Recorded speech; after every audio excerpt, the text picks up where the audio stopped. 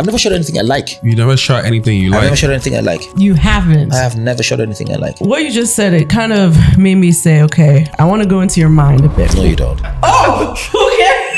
Wait, what's on your mind, please? Clarence Peters is the visionary behind some of the most iconic music videos of our time. Born to Nigerian music and film royalty, Sheena Peters and Clarence Chika. Clarence inherited a legacy of performance, but chose to rewrite the script. When I got back from film schools, 90% of things haven't changed. The structure and the cabal that ran that old Nollywood couldn't work with it. Have not changed. Haven't changed. Can you go rogue? While the spotlight was in his blood, he built his own empire from behind the lens. I am not a music video director. I'm a brand director. For me to be able to communicate that, I set up a label and I signed artists and I started showing people what it meant to build a brand. The difference between the film industry and the music industry is that the music industry went and built. The film industry believes in. In this episode, we go deeper into the quiet cost of creative excellence, the pressure of living up to a famous name, and the freedom he's found by staying behind the scenes. We talked about content creators and how it's kind of overtaking even the music videos. Why do you think that's happening right now? Clarence. So people are going to tune into this podcast and they may be, on the way to work, getting up in the morning, going to the gym. And I want you to reflect on what is one key thing you want people to understand about the creative industry? That a lot of creative people try to make it seem like it's something that is not.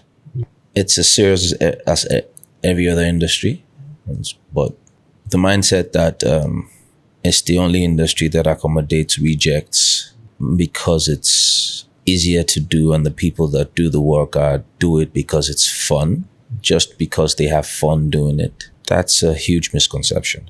It's hard work if you're trying to sell product to people who it's an afterthought.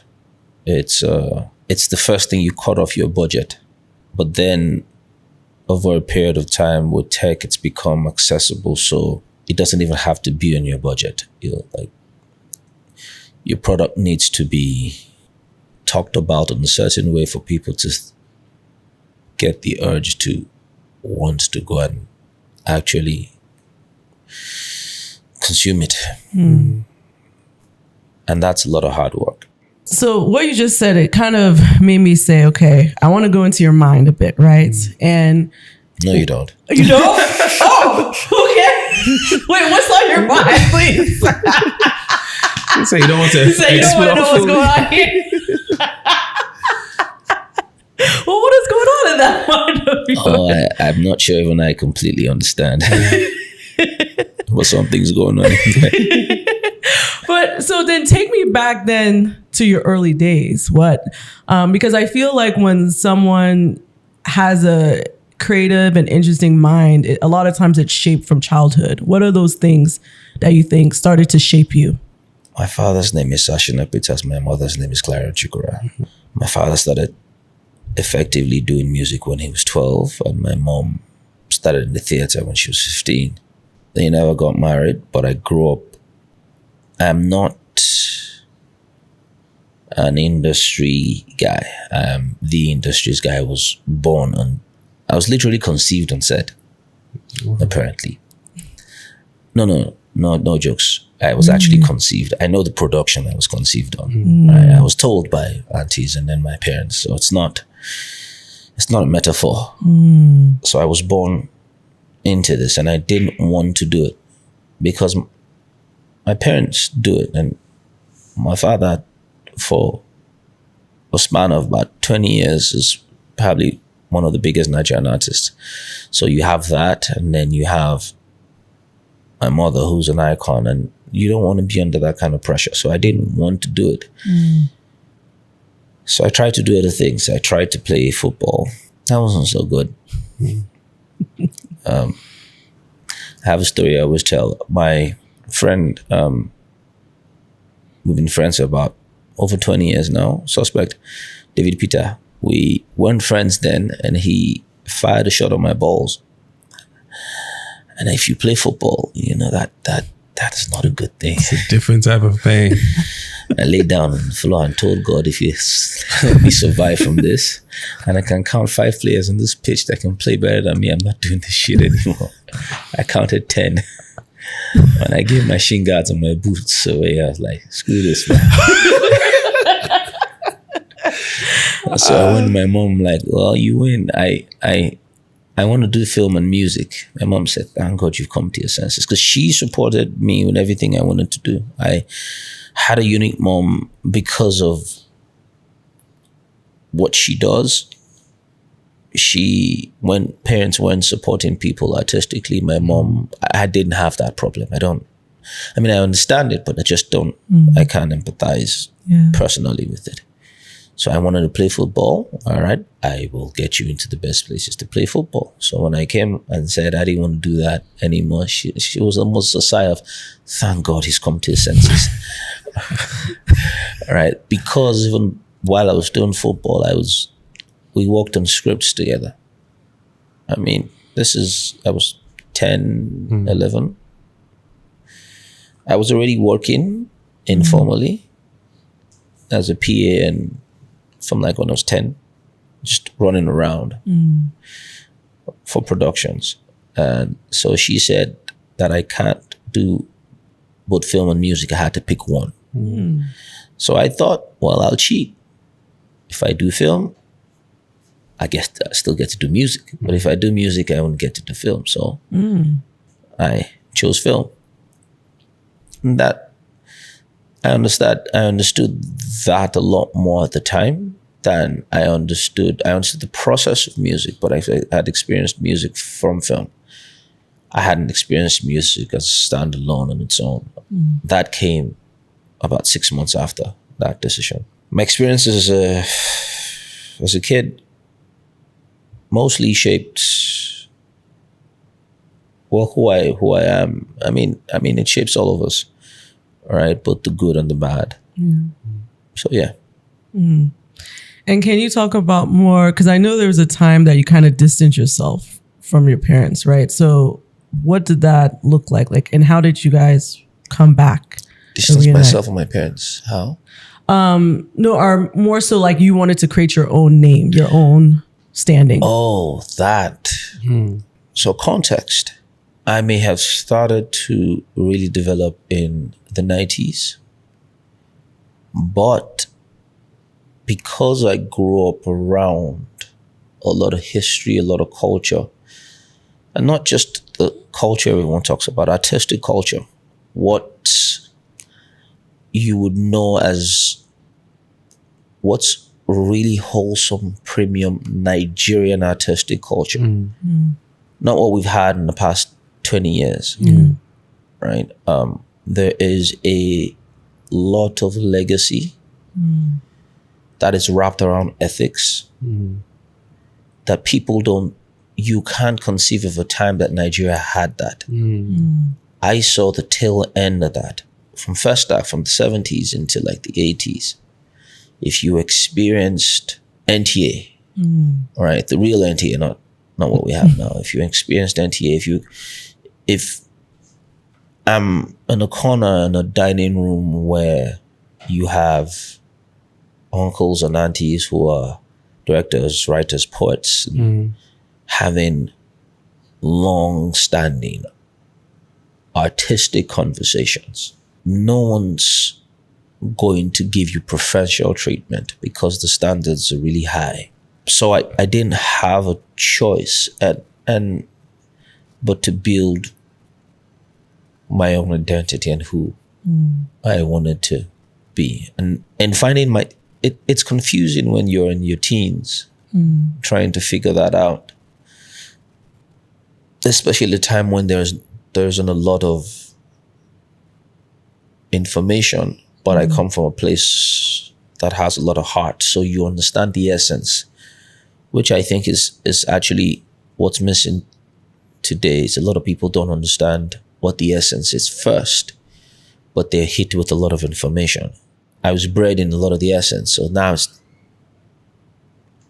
trying to figure out what the information is. People weren't just going to throw opportunities at me, right? I worked in a production company, started working in a production company from about when I was 18. That production company is moved, it's the company that now owns Sound City, TV, radio, Spice. I think it owns about 13 different media platforms. It's owned by Tajuddin Adikbetu, whom I had worked because I've done everything else in production. I was a child actor. I had started off from being a runner, built into a PA. By the time I was working with TJ, I came in as a continuity and then about continuity person. But in 2 weeks, I was doing continuity, post-production supervision, art direction, ADing. I mean, the only things I wasn't doing is what I'm doing now, which is directing and photography and actually editing. So I was doing everything else. So in retrospect, I understand every single facet of production. But because I also had the access of being in rooms where I could hear people talk about the business, how the business is now, what it should be like, and I could reconcile that with what I'd seen from the 80s. So it's well-rounded. So I had to do all of these job descriptions under very harsh conditions, all right? Because that was the only way you could do it back in the 80s, very early 2000s. Because of just how rigorous I would work, I would AD for 3 simultaneous sets at the same time and do all of these job descriptions for 3 simultaneous sets at the same time. So Uncle Sam, may his soul rest in peace. Sam Loco's family would be upstairs for everyday people. Desmond's set would be downstairs, and that would be inside Ogba. And if you know the mainland, and you know I have to work because there's constant fuel scarcity. So there's no transport. So I would have to walk from there to Omole phase 2, not phase 1. And I'd have to do those trips 5 to 6 times on a daily basis, back and forth, get to that set, run the kids through their line, because the other set would be a set called One Love. Run the kids through their lines, pick out the costumes, perhaps sometimes have to iron, do the setups, go through slash lines that just wouldn't work, that I'll get in trouble for later on, because you're shooting 10 episodes, but production is expecting to get 16, and I'm coming in with 12. All right. And then I would run to the other set and do that back and forth. So it was my work. It was, all I ever had was really my work. Over a period of time, people started seeing me and not as my father, as my mother, because of how I did the work. And the fact that the work was also personalized, it's a lot of me in everything that I would do. So if you wanted that, then we have to work. I mean, you could get something from someone else, but if this is what you want, then if that makes any sense. I feel like at the time, because sometimes, you talk to my parents, you talk to grandparents, you talk to them about the lives that they lived in Nigeria coming up. Obviously, for a lot of us who've been born maybe since the 90s, we don't even know what that Nigeria looked like, or we don't even remember, right? At the time when you're coming up, you don't really know you're living in the history or the last vestiges of a particular history, because you think this is maybe going to be normal. Now that you've had time to reflect on that time, because you just mentioned that this was the standards that used to be there at the time, but some people don't even remember that used to be a thing. Today, we turn on NTA, we turn on Rise TV, you're seeing dark spots everywhere, you're seeing darkness across the channels, and you don't remember a sort of artistic excellence that used to be at that level. Now that you've had a chance to reflect on it, what would you say happened? Because it's not like the excellence died. What would you say didn't lead to the continuity of it over time? What have you had to reflect on that? What part of that do you want me to answer? Because I've been around 4 generations. Yeah. So which part of the generations do you we can want go? me We to can go start? from generation to generation to generation. Oof. Yeah. Okay, I'll give it a shot. The people who obviously could speak a lot better than I can about the 70s and the 80s. I like having conversations with Namix, Bonner's mom. Right, it's it's her, my mom, my dad, sometimes Pasuma. Just being able to have like these conversations and them clarifying some things. I'm seeing something in a certain way, and then they clarify it. The best way to start by saying that is there is no industry that can evolve in isolation outside the social and political construct of the economy, of the society within which it exists. These are the primary cogs that wield the evolution of every industry. So if you look, and history has a very funny sense of humor. I heard you be talking about the big 3. It's where I've never seen this as the big 3. This is people that term that. But there was some sort of conversation about the big 3 in the 70s going into the 80s. As a matter of fact, and a lot of people would argue this, but there is a trajectory of Wiz's career that is similar to Sunny Ade's career. Because remember, the Sunny Ade is probably one of the first people to hit that international. I mean, let's take Fela out of the conversation, all right? And he also got bashed for, the music isn't sounding as authentic as Nigerian as anyone. You're trying to be something that you're not, and all of that. Who's this? Sunny Ade Yes, Fela? Okay. Bearing in mind the fact that history has a way of repeating itself. We were a different Nigeria in the 70s into the 80s. And a lot of those factors are responsible for why the different industries are the way they are. The reason why music is the way it is, and the reason why television is the way it is, and the reason why film is the way it is. And a lot of that also leads into how we consume. The value systems that we have for all of them. The 70s into the 80s were very interesting times, especially the 70s, because we had money in the 70s. Disposable income. As a country, we had money in the 70s. Getting into the 80s, things started to hit the fan. 419 had really started to develop. And there was a lot that the country itself was going through. But I think that the military governments, which it had to do, because that was the way of the times, their control over television and really over whole of media, excluding music.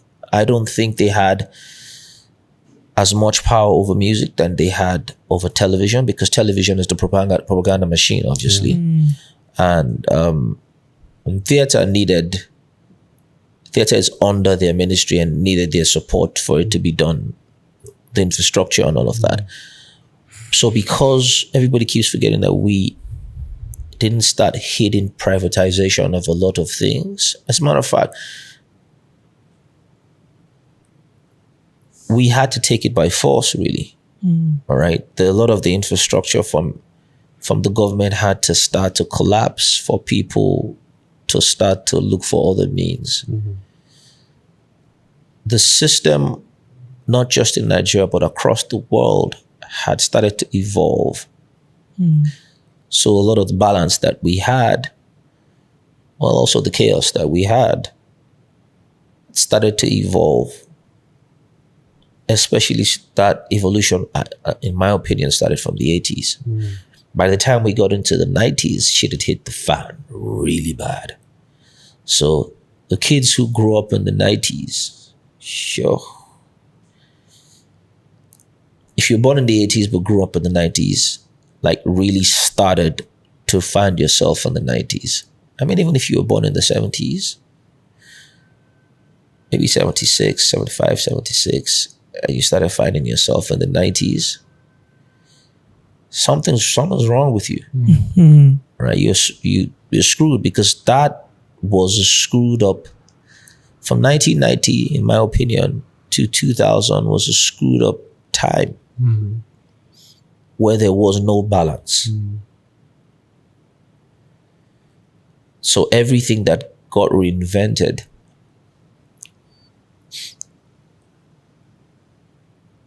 had to be reinvented, or was reinvented throwing away the baby with the bathwater. So it was like there's a cut, a divide, a forceful detachment from who we are, both as an industry and as a people. Yeah.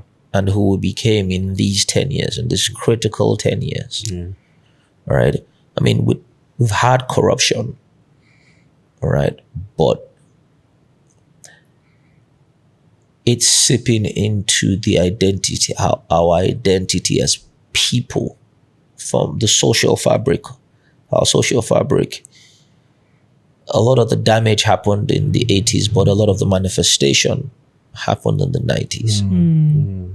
There were a lot of things that weren't normal, a lot of social decadence. And remember that in the 90s, I mean, I'm speaking for Nigeria because that's where I know, but just knowing popular culture, you will know that's also kind of the same thing in certain parts of the world. But we grew up with hip hop.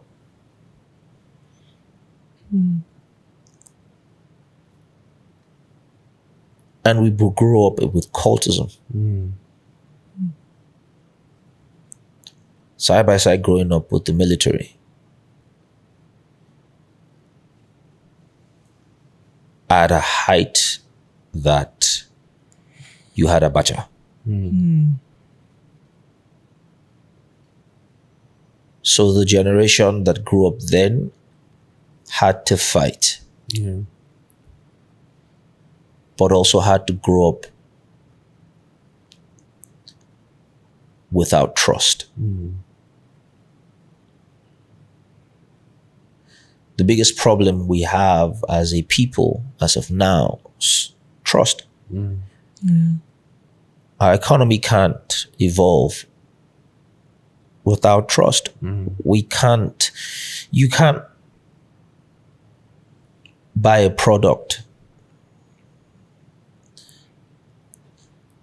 last year and you thought that product was good, and then this year something's different about the product. All right, what makes integrity and a bunch of all these things work is trust. Or economists will tell you where we have a huge deficiency of trust. Trust deficit. Right? So that, but within that, birthed a generation that of fighters. So you're coming from the government saying you can't do X, Y, and Z, and then you figure out a way to do it. So there's a huge divide from the generation before you and then you. Telling you can't do something, but then you still have to be successful. Because if you look at the real definition of meaning of being aristocratic. It's not necessarily that one person is bigger. It's if everyone's saying this, a bunch of people are saying there's another way of being able to do it, another way of thinking. So in its core, aristocrats aren't defined by wealth. They're defined by their minds. You started having a generation where mothers would go to church to say, my son bought me a house and a car. It's clear that it's from 419. But let's do Thanksgiving. Yeah. And you think that started from the 90s. So you're so surprised when you get into from 2000 upwards and they're doing naming ceremony and the woman is saying, as they're dedicating the baby and they're saying, when they are counting the people that have stolen money from the government, let this child's name be there. Right. You can see that evolution itself. But we birthed fighters. That's what I love about my country. Every other country that I've been to, I haven't seen any people who have go through the kind of adversary that we go through, and then we fight. We make the impossible possible. Yeah. But that came from a lot of struggle. Yeah. So if you're thinking about the misunderstandings that every generation has, right, you can kind of tie it into the different ideologies and where they're coming from. So the 70s, 80s effectively worked because there was a system, and remember that worked because you got independence. You have hit gold with oil. There is some forceful structure that's keeping some sort of balance called the military. Yeah. So you have all of that. So that period worked based on some level of balance, and there's some sort of level of consistency that exists. By the time you get into the 90s, all of that, the fabric of that's gone. So you have to birth a new mindset of being able to squeeze water out of stone. If you think about the evolution of Nigerian music in itself, or just the Nigerian entertainment space in itself, the only time where theater, music, film, television are firing all cylinders at the same time would probably be the 70s. Post that, one has to be up and the other's down. All right? When Nollywood was birthed and it was jamming, music wasn't anywhere. And then the switch Has happened, yeah. So the equilibrium isn't balanced. We haven't found that balance since then. So the 2000s is the generation that first enjoyed, well, and rightfully so, because they experienced the struggle from the military into the civilian government, and goes through the first term of Obasanjo, whom, because everyone's the whole mindset was once we become democratic, everything's going to be fine. Yeah. So Obasanjo comes into government and everything isn't as fine as we think it is, and everybody is bashing Obasanjo, right? I'm sure now if you go back in time, If you ask this country, I'm having conversations with guys that are like, We were really stupid. Oh, that was a golden era. That's what we're calling it. It was a golden era. That's why I said, what era do you want to talk about? Because when you're looking in hindsight is a bitch. 2020, it is. You go back and you look at it and like, ooh, all right. But at the time, you don't know it. You don't know that you're living in a golden era. Yeah. All right. And so that goes the first 4 years, and then things are trying to balance themselves. And towards the last 2 years of the second term, all right, people that, and please remember that the 90s, the sentiments of Japa in the 90s is way bigger than now. Really? It's just that there weren't a lot of opportunities to actually Japa. Like it was harder to get visas, or? Yeah, it was harder to get visas. It was, how do you even just get out? All right?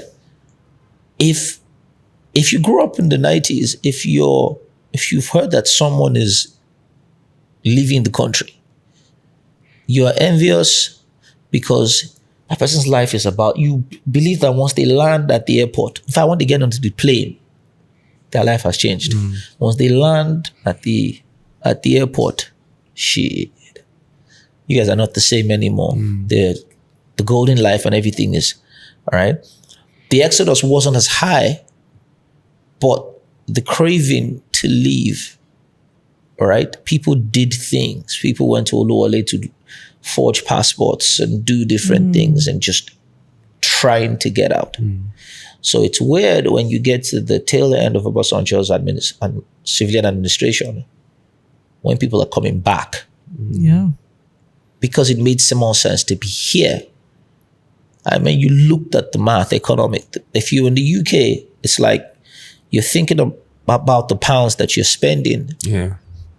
Right? And there's a difference between cold and heat. Cold, you would die. Heat, you can find a shade and try to find a way to survive. Right? So that transition brought a mindset that made us proudly Nigerian. There were a lot of proudly Nigerian campaigns. Yeah. You'd hear them in the music, which hip hop also helped us, because rap was also about repping for your city, repping for your hood. All right. And that made music very instrumental in people feeling proud to be Nigerian. And then you start to look at the economics in itself, and then you could have a really good time into 2010s. All right. You felt it in the air. It was palpable that this something big was happening here. When people talk about the evolution of Afrobeats, and I really don't like talking about Afrobeats for a bunch of reasons, but just to buttress this point, people never really people that talk about it weren't part of building it. Everybody and their father has an account now because they've made money from it. Because the successful, as far as they're concerned, everything really started from David and Wiz. Yeah, that's sad. Right? But it's important to know where everything started from, especially now when everything's spoiled. Yeah. And we need to rebuild. Yeah. Yeah. Well, people don't even realize, I'm talking music in particular. Yeah. All right. People don't even realize that we need to rebuild. They don't understand how bad it is, because you don't understand how it started. Music videos, for instance. There was almost a subconscious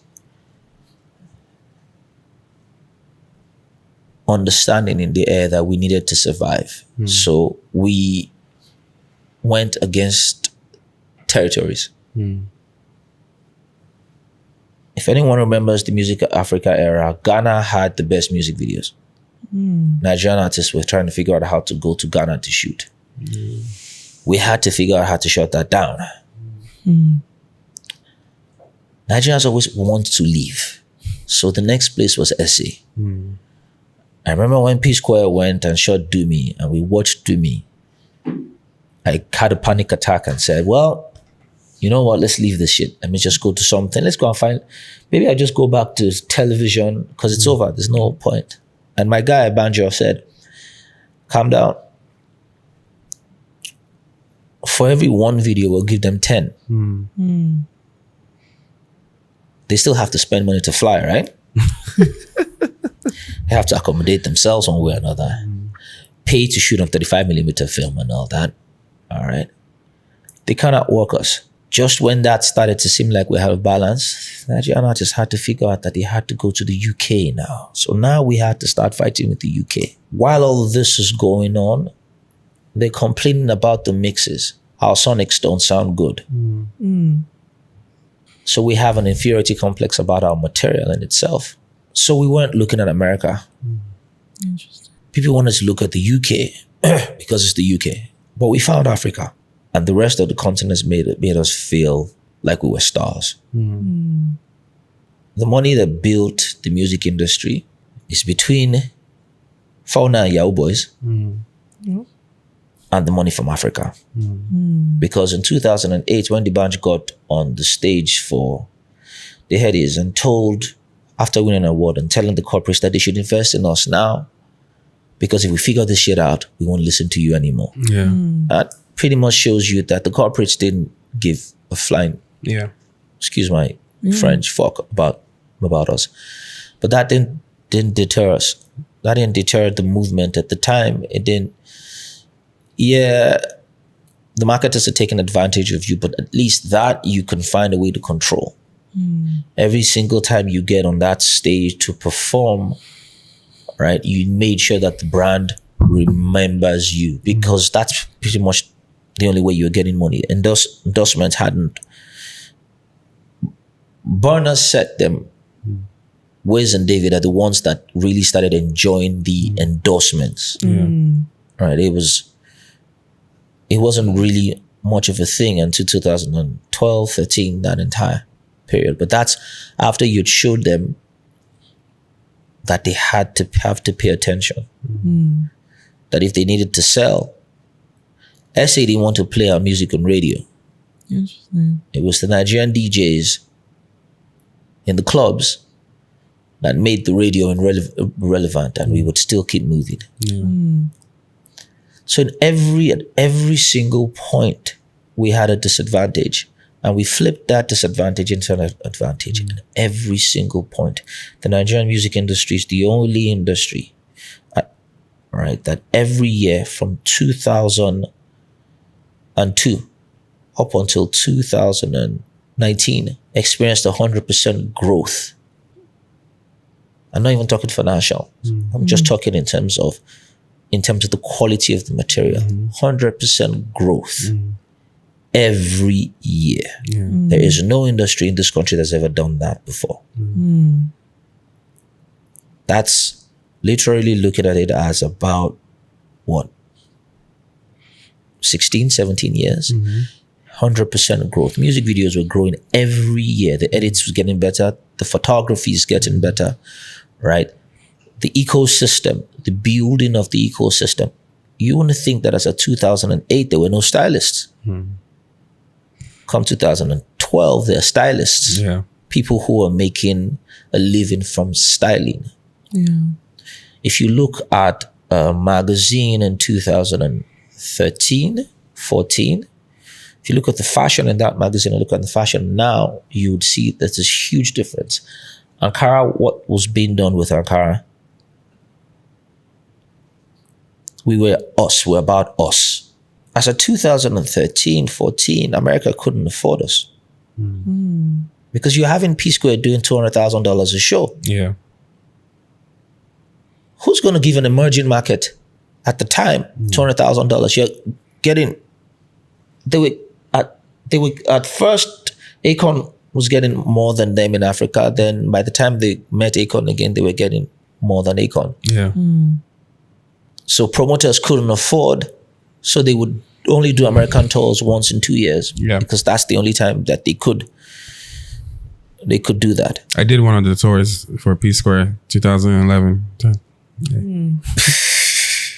Just want to date myself, you know. So we have a habit of throwing away the baby with the bathwater. The biggest disservice to the music industry was the valuing of the naira, and then what happened to our economy. Plus, the industry also didn't build. We have always had a piracy problem. We have always had a marketing problem. We didn't face that. We didn't solve that, or at least control that. So by the time the so-called international came, they could buy it for cheap. Like someone said, there is no we if you're building an industry that is determined by the artist, that the ecosystem is reliant on the artist's earnings, because the artist is only going to think about themselves, as they should. It's not their job to put the distribution in place. Some people might argue that it's supposed to be, but it's not. So it's not their job to make sure that they are arenas for us to be able to perform, for them to be able to perform. They have to think about themselves first. The rest of the people on the value chain are supposed to put that structure together. But there was no manual, because we lost all of the education from the 70s and the 80s. Sonny Ade knows about his royalties. My father knows about his royalties, knows about his publishing. He knows the difference. All of that seems all brand new now, was because we lost it in the 90s. That 10-year gap. That 10-year gap. So if we had that education, if that education had come into now, we would have realized when we had it as a 2012-13, all right, we have something here. Let's structure this. We would have flipped Alaba, and Alaba would have gone digital. So when Spotify and Apple Music are trying to carry shoulder, there is a domestic option to fall back to. And that way we can bargain for more. If we don't need you to survive, yes, we might need you to get to the rest of the world in some sense, all right? But we can wait you out because you need our market too. We can put our market on the table and bargain with that. But we don't even own our market. Not in the areas that matter. Not in distribution. Not in structure. And so when they want to take advantage of us, they set up their head offices in SA that has a structure. And then they get SA to do house nigga. And they would work, and they'll give you a 10-year timeline. And then they would do what they do in their country. Something started from America, and they are different companies. You give it a 20-year gap and they become 3. It's called the rule of 3. And so, hence you have the big 3. So they shelf it down into the big 3, and if the big 3 we're going to shelf them out, and we're going to have the backup big 3, Rema, Thames, and all of them to take over, but it's always going to be 3. Interesting. I don't know. Do you remember a service or a platform back then called True Sport Radio? Or True Sport? I heard about it, So my friend was actually the one who built it. His name is Eche. And a lot of times me and him have this conversation about one of the things we try to do is play an intersection between tech, business, culture, and connecting these people together, like That's you said. That's the biggest problem right now. Is the biggest issue right now. Because we can't cry over spilled milk.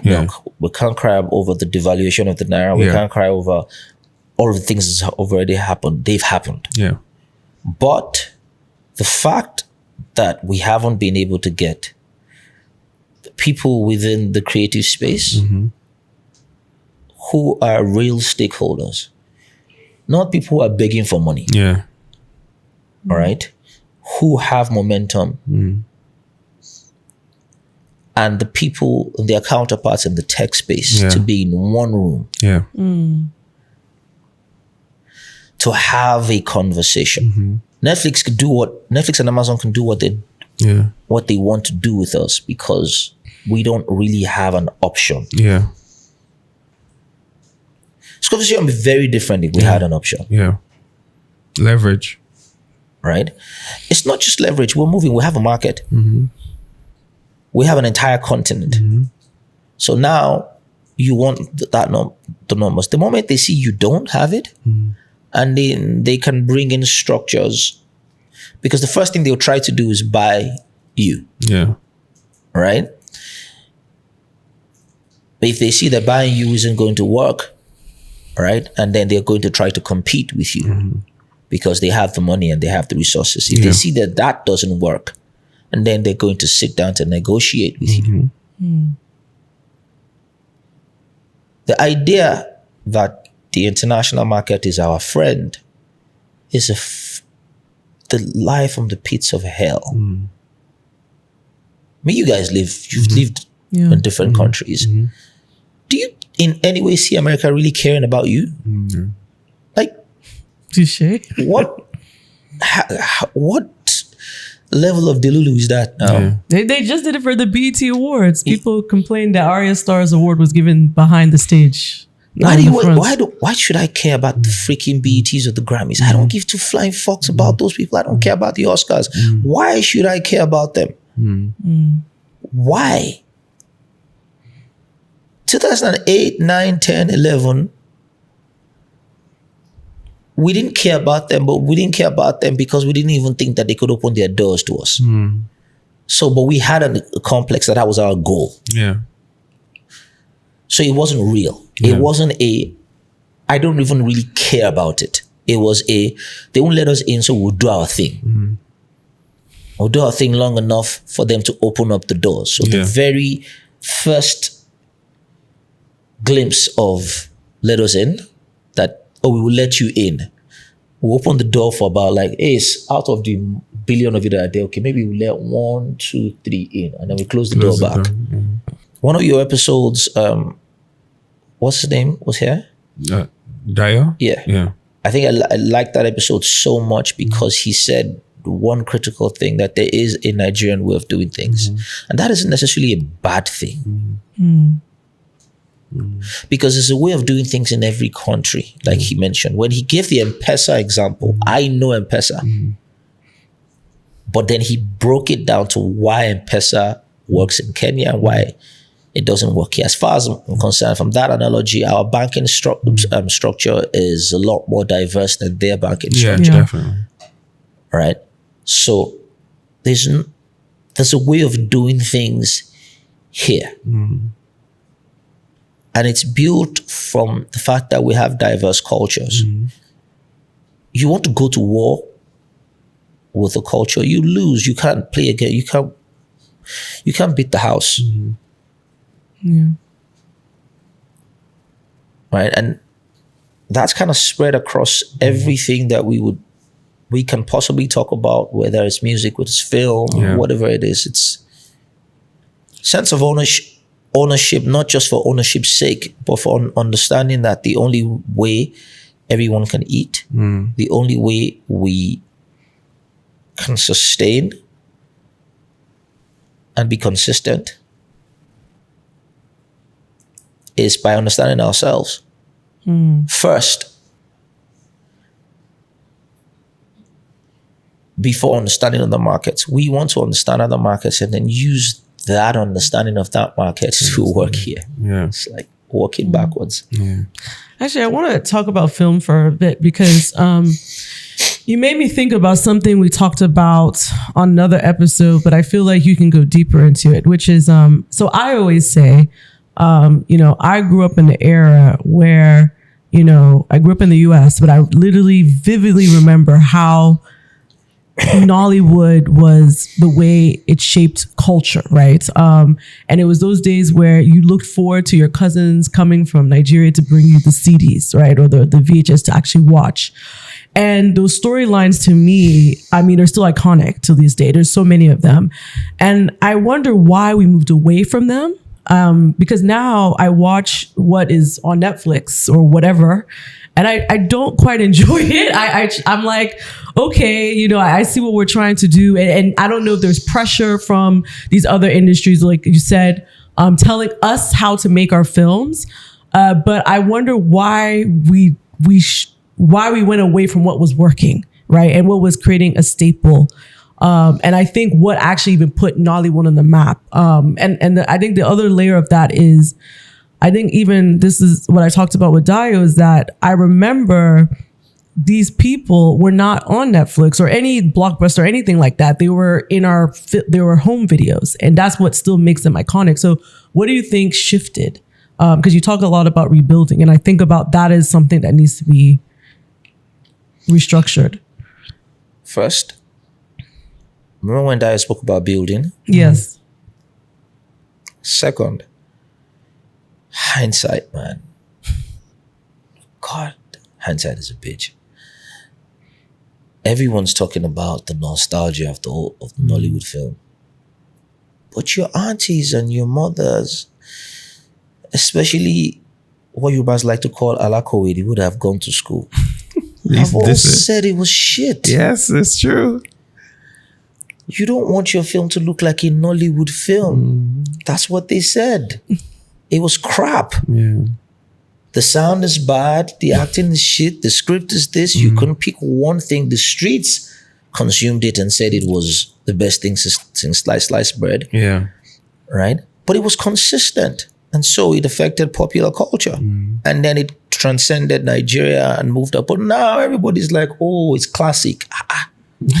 I'm a little confused because I'm not really getting it. And when they are talking about it, and because of all of that, they didn't give credit, not just out of, oh, we want their heads to swell, transfer of information and of understanding. So again, we threw away the baby with the bathwater because you're trying to create, you know, this industry that is international standard. God, I hate two things. I hate international standard. Okay, there are more than two. Emerging markets, that's how they steal. When they start calling you emerging markets, I'm a creative. I hate that. But this is, yes, these guys built an entire pipeline from start to finish without any support. Do you do multi-marketers? Yeah. The same people who were the villains.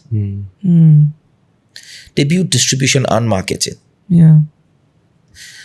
They built production. The full gamut of it without any government support. As a matter of fact, government is working against them. Yeah. Please tell me one industry in the world that has done that. One. This is not building on the government's infrastructure. This is not built on theaters that the government built or this that the government. None of that. From nothing. So, if that had evolved, if that was stacked instead of being discarded in the name of we're going to build cinemas and we're going to do it the right way, we wouldn't be having this conversation. So again, it's the elitist mindset. Right? It's the elitist mindset. It's funny as you're saying this, like I'm getting goosebumps because I've been playing around with ChatGPT.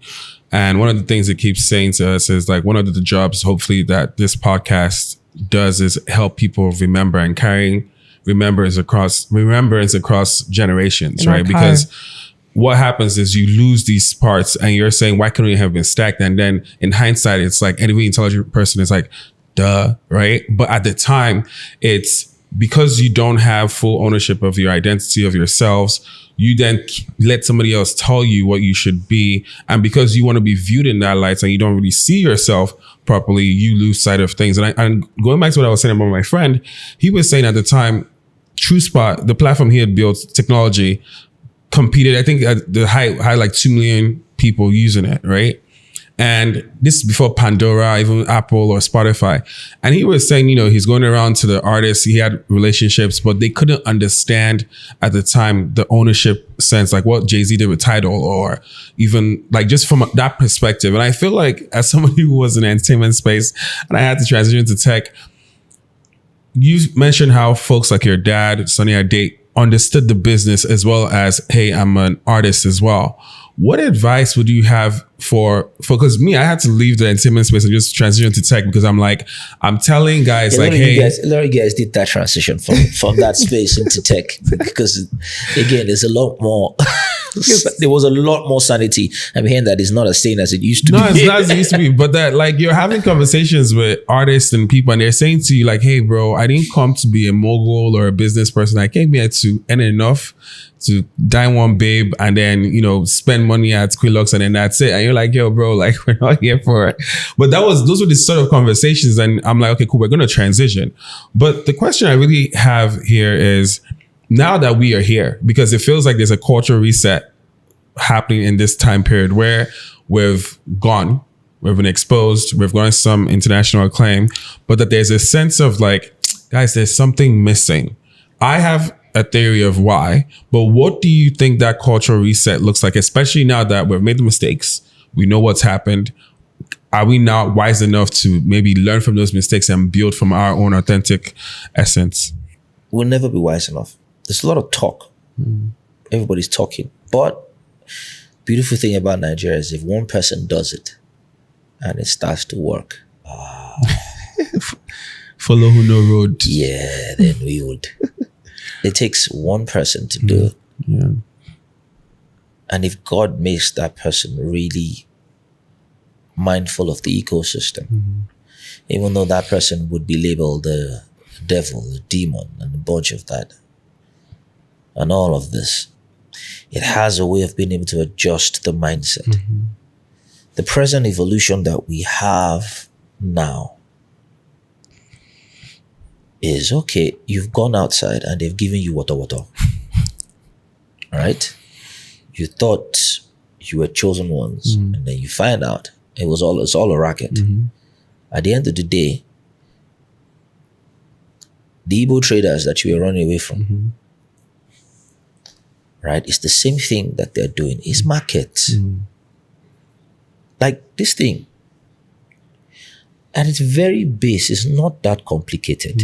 It's complicated, but at its its core is buying and selling. That's what the Igbo markets are. Let's simplify all this bullshit that all of you guys are talking about. So yada, yada, yada. Just simplify the shit down.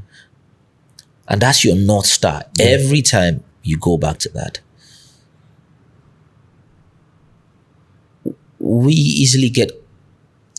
So, but when you go there and then it gets down and they start asking you for your numbers, you start realizing...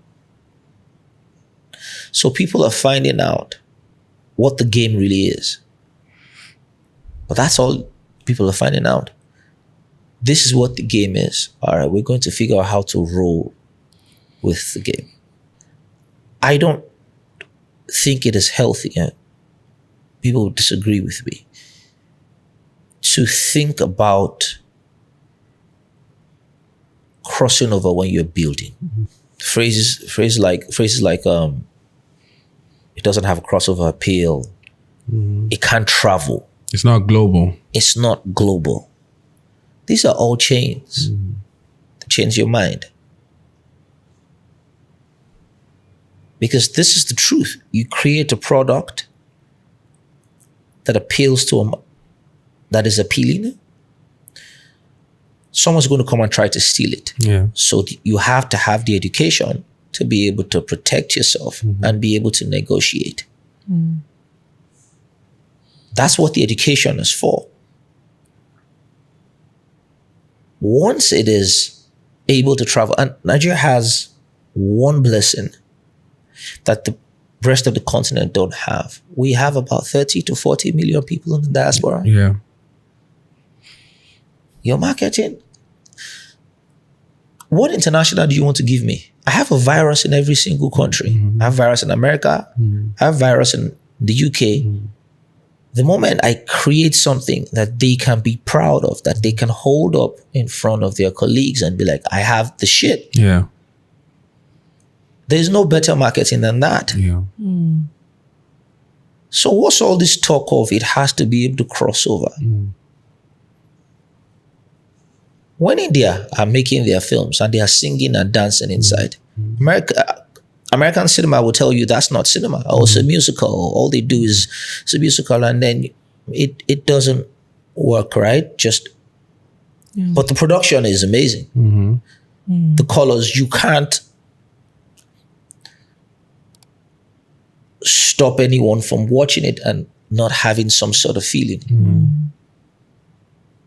So you might think it's wrong, right? But at the end of the day,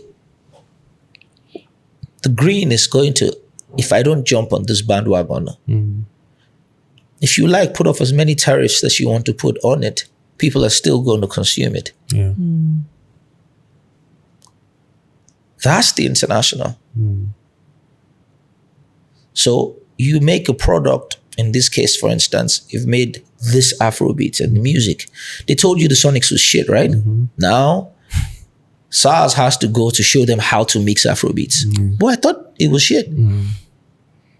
So now they're patiently listening and trying to understand how to mix your drums, how to do all of that. And then they take their spin and put on it. When they put their spin on it, you now say, oh, that spin is what I want. So now if you want to mix your shit right, it has to go over there. Yeah. So them Celebabo that were doing it over here for years, that should be the ones having the conversation with Fruity Loops on Banks and be the ones speaking to Shaw on how to make a mixer that is specific, boards that are more intuitive towards where you think the Afrobeat sound should go to. That should be sitting down trying to tweak the omele so that the omele has the right kind of sound. You throw all that away completely and then you're looking for these synthesized sounds. All right? And they're telling you that's the shit. You're not trying to build your own that they would buy. Yeah. But you're buying theirs. So what are you selling? The biggest misconception about film is to think that with film business, the film business, what you're selling is IP. IP constitutes about 30% of what you're really selling. That's not what you're selling. And I'm still talking from a business point of view here. The sentiment that you're selling is a culture. The sentiment that you're selling is a culture. You want people to start to speak pidgin because they've seen one bad guy in a Nigerian film. And then that actor that played that role is being exported out to play a role that is like that. So you're selling culture, you're selling fashion, not even physically yet, just the sentiments of it, the mindset of it. You're making a film that has Nigerian nuances and people are saying that it can't cross over because they won't understand it. When they are making their own film and I'm going to Google to go and look for what this shit means and what that means. I'm doing the research to learn it. Yeah. Me, I'm stupid, Debbie. So you can't carry Google and also go and try to learn from that. Film is about ecosystem, the business of it. Afrobeats will never be able to, music will never by itself alone be able to sell the totality of the total package of our culture. The only art form that exists that is a combination of every other art form is film. Yeah. Sure. So for you to have the total experience, Immersive. Nigerian experience, African experience. Film is the only vehicle that can do that. Motion pictures. It's the only thing that can give you that. Whether it's an art, whether it's episodic content or whatever you decide for it to be. Music has done what it can't do. People don't want to hear this, but it can't go do more than what it's doing now. This is it. It doesn't get any bigger than this. Yeah. It needs film, all right, to step to the table and so it's complete. Now for that to happen, we're selling fashion, we're selling all of these things, right? But we're also, the film, there's something called a backlot, which is what people call the Tyler Perry Studios, which some people call Film Village, all right? If a backlot exists, if there's a backlot in Ikoyi, and Ikoyi's valuation is really high, it'll probably increase by another 40%. Because it's probably one of the biggest tourism magnets that you can get. But also, a backlot needs a multitude of things to be able to survive. It needs the hospitality industry to house casts and crews on a consistent basis, plus tourists. Yeah. It needs wood, metal, it needs everything else. Fashion, it needs food, it needs all of that. Money from that is what runs the industry. The unit business, trucking, transportation, that's what runs the ecosystem. Yeah. Because film is a risk. It can make money, it might not. Yeah. So it relies on something. And if it makes money big. Everyone's happy and it, Propels. But your day-to-day needs to be an ecosystem. The film making business is about real estate. I've heard And I mean this before. physical real estate. Yes, there's intellectual property real estate, but really in its core, it's about physical real estate. That's why Hollywood exists. It's land Yeah. Yeah. that studios have bought all around that place, and shares they own in hotels and restaurants and bars and all of these Tax things, write-offs. which makes them influential in government. So instead of begging the government to give you money, how about asking for tax breaks? Yeah, tax rebates. How about asking for them to reinstate laws that allows us be able to do co-productions across the world? Yeah. That allows people to be able to fly down here and shoot. If music videos could do it, then the film industry can. There's a point that 30% of my clientele required me to go to Kenya, and then after a while I started having to get them to come here to come and shoot. And they came here to say they wanted to shoot a Nigerian music video. Interesting. Specifically in Nigeria, not this Oyibo, this, the way, because there was a template of around how we used to shoot, right? It started becoming boring to the Nigerian audience, but it wasn't boring to the African audience and even to the international audience, weirdly enough, right? There was a way we edited specifically for the beat. So that's why when you watch a video, sometimes there's songs that you think about, and automatically when you hear the song, the video comes to your head. Yeah. All right. It's because there's a count to the edit. The edit is on the drum. So it becomes an extension of the instrumental and the lyrics. It's working in unison with it. Sometimes it's story, but most times the Lamba edits where you could play the music video in a club on a big screen and everyone's dancing while they're watching the music video, because the cuts are following, it's on the beat. Now that's our style. Yeah. Like it or love it, but it's functional. But like my guy said, building is Say you should hug the builders. If you said the builder, hug them. He's right. When you hug them, they will cry. Yeah. If there's nobody around, if you hug guys that are building here, all right, they will cry.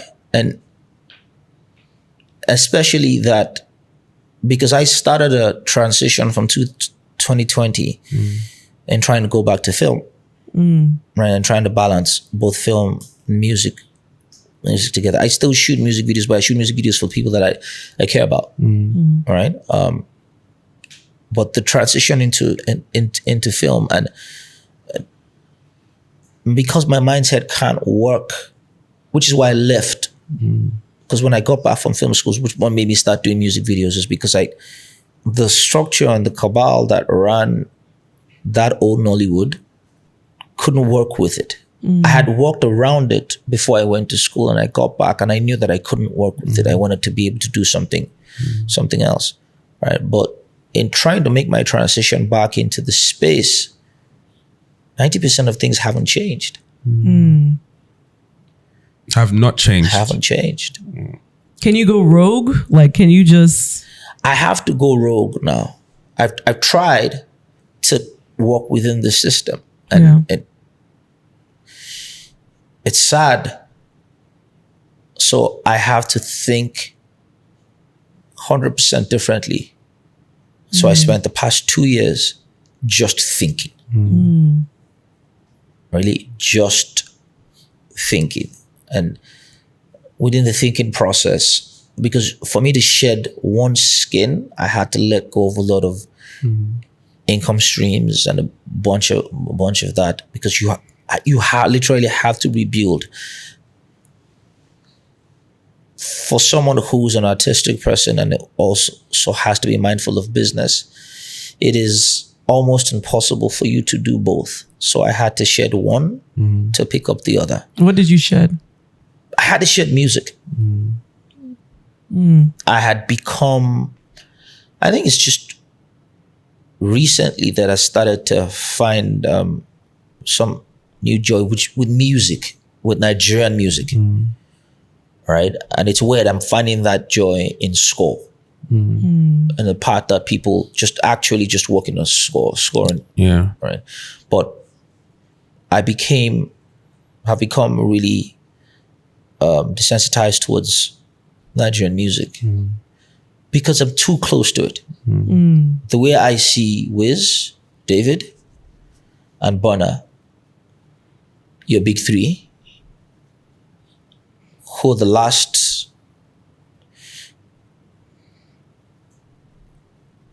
big people from that are still big now, that I had a connection with. Well, there's Flavor, the bunch of them, but the way I see all of them is different from the way you guys see them.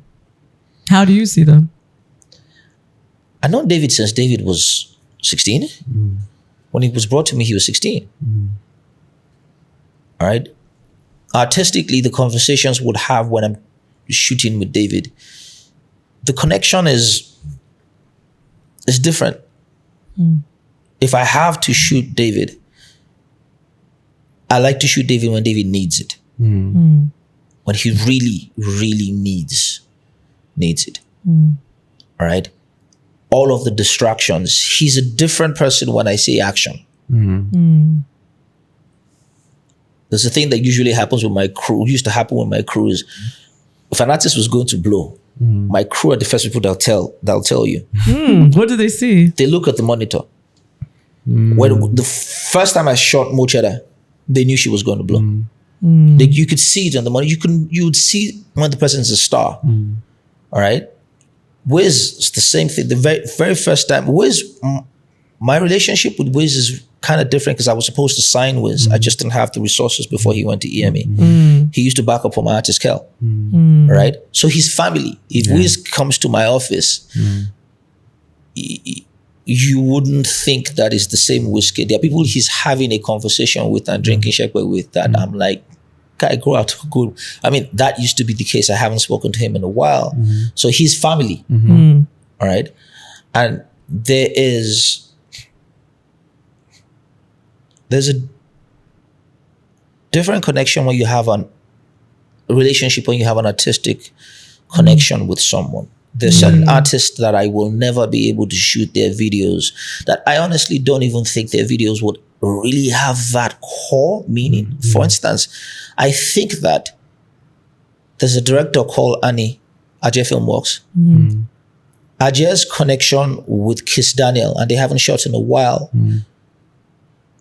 would always be, I don't even think I can touch that. Right? My connection with Burna is very different. With him, it's a cheat because his mom is like my aunt. So I'm working with Burna from a holistic point of view. I'm understanding what the assignment is for the album. All right. African Giant, for instance, I didn't want to shoot any of the videos, so I only shot Jordan. Why didn't you want to shoot any of them? Because I believed that me working as a video an executive producer capacity would be better. That there were other directors who, for where he was at the time, all right, would be able to give visual interpretations that would work for him. So I was, and because I started becoming attached to the album and the entire project in itself. So the thing is, with music videos, I am not a music video director. I'm a brand director. For me to be able to communicate that, I set up a label. And I signed artists, and I started showing people what it meant to build a brand. So whether it's putting tattoos all over Fino's body and giving him mohawk because he was just too simple by himself, but I know what he would be like if he had, and what that would do for his confidence, or cutting Chidima's hair, or doing a bunch of these things. I think about the brand. That's what I'm shooting. I'm not shooting a music video. It's not about you liking the music video. It's about you being able to have some sort of connection with that brand at that particular point in time, that it becomes part of your popular culture. So I shoot brands. I don't shoot videos. Interesting. So it made it hard for me to have connection with music videos when the international money started coming and everyone and their dad started thinking that they're A&Rs and they have creative directions, and their creative directions has nothing to do with the brand. It has everything to do with and the longevity of the brand. All right, because I used to feel like if I work with a brand and that brand doesn't last, I have failed. So it's not even about just the videos I shoot for them. All right, which nobody sent me message. I don't know why. Why? All right. So it's different people who have these kind of different mindsets that build what everyone now has. But so by the time the international money starts coming in, a lot of people, and you are under pressure because you have to deliver. Yeah. You are owing money. And you've taken advances. So now you think it's about it being you having something bigger. It's about the music video. It's not about the brand. Yeah. Content creators are about the brand. Okay. So that's why that space has taken over from music videos, because music videos are not about the brand. They're about making some sort of statement and having some, it's not about, it's a thing I used to say about P Square. If you put a 12mm lens on a tripod and leave it in this place, anywhere, take them anywhere, and you play the music and you press play, you would get a fucking amazing performance. Everything else comes afterwards. So if you watch Dumi, 70% of Dumi's footage is 2 takes, a curved track, a wide lens, the camera is down, because they're shooting on film, and film is, one can is 4 minutes, a couple of seconds.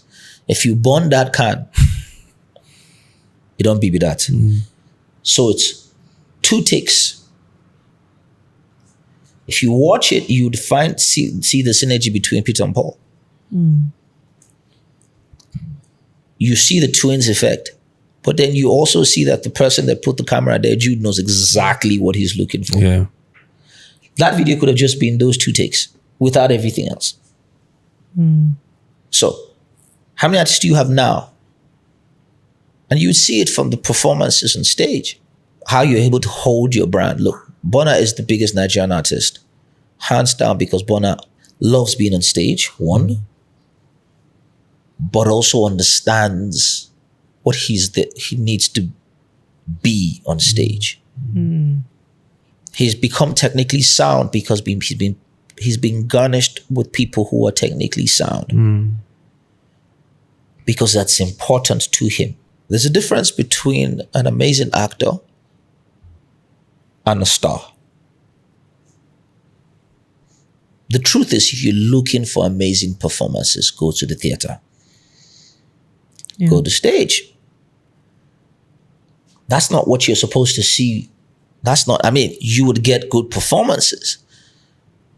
But the personality and the charisma of the actor,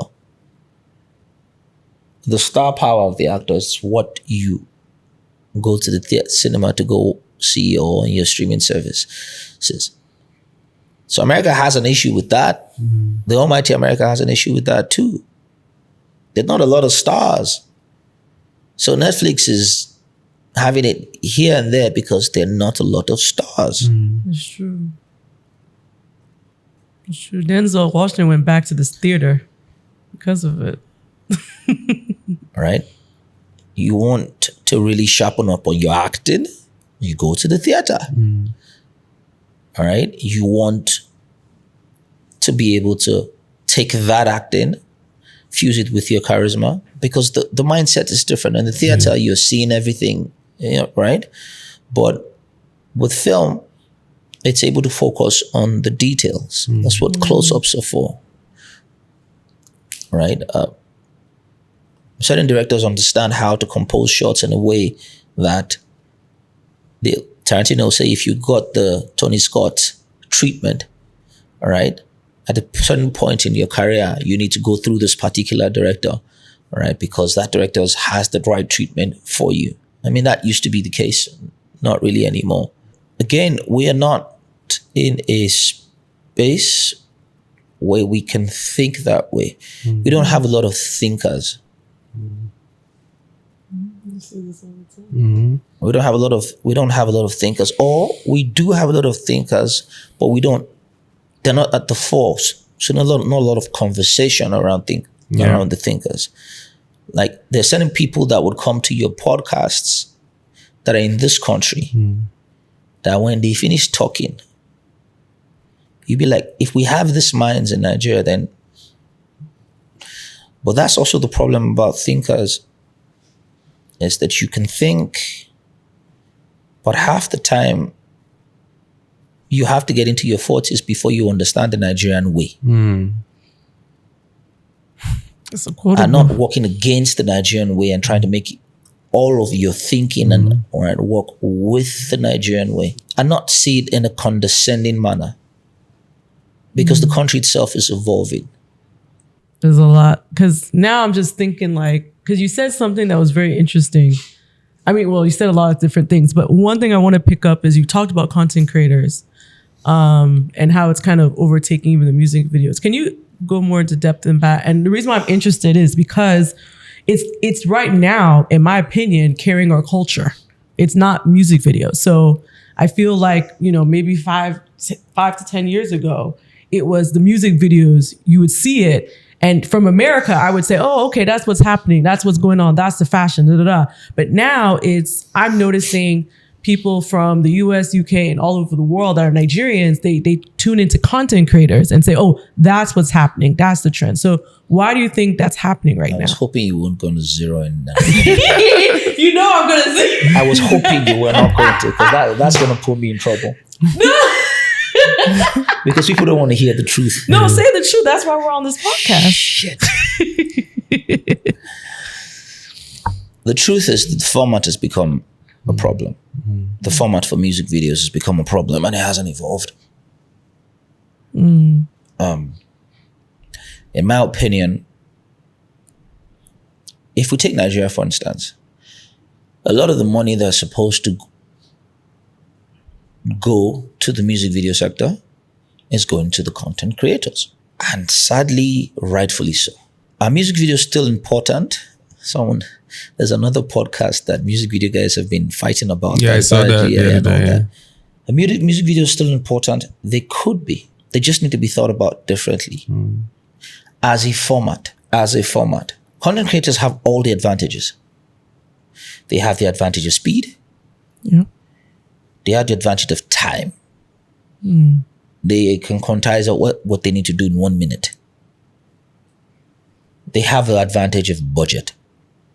They are about numbers, not the one. If you're trying to create 10 spots, then you pay for one spot, or you pay for the 10 spots, or whichever way. But the budget is not going to be anything close, which is what everybody's complaining about, like the money for the music videos and all of that. But remember that the idea of a music video is an experience.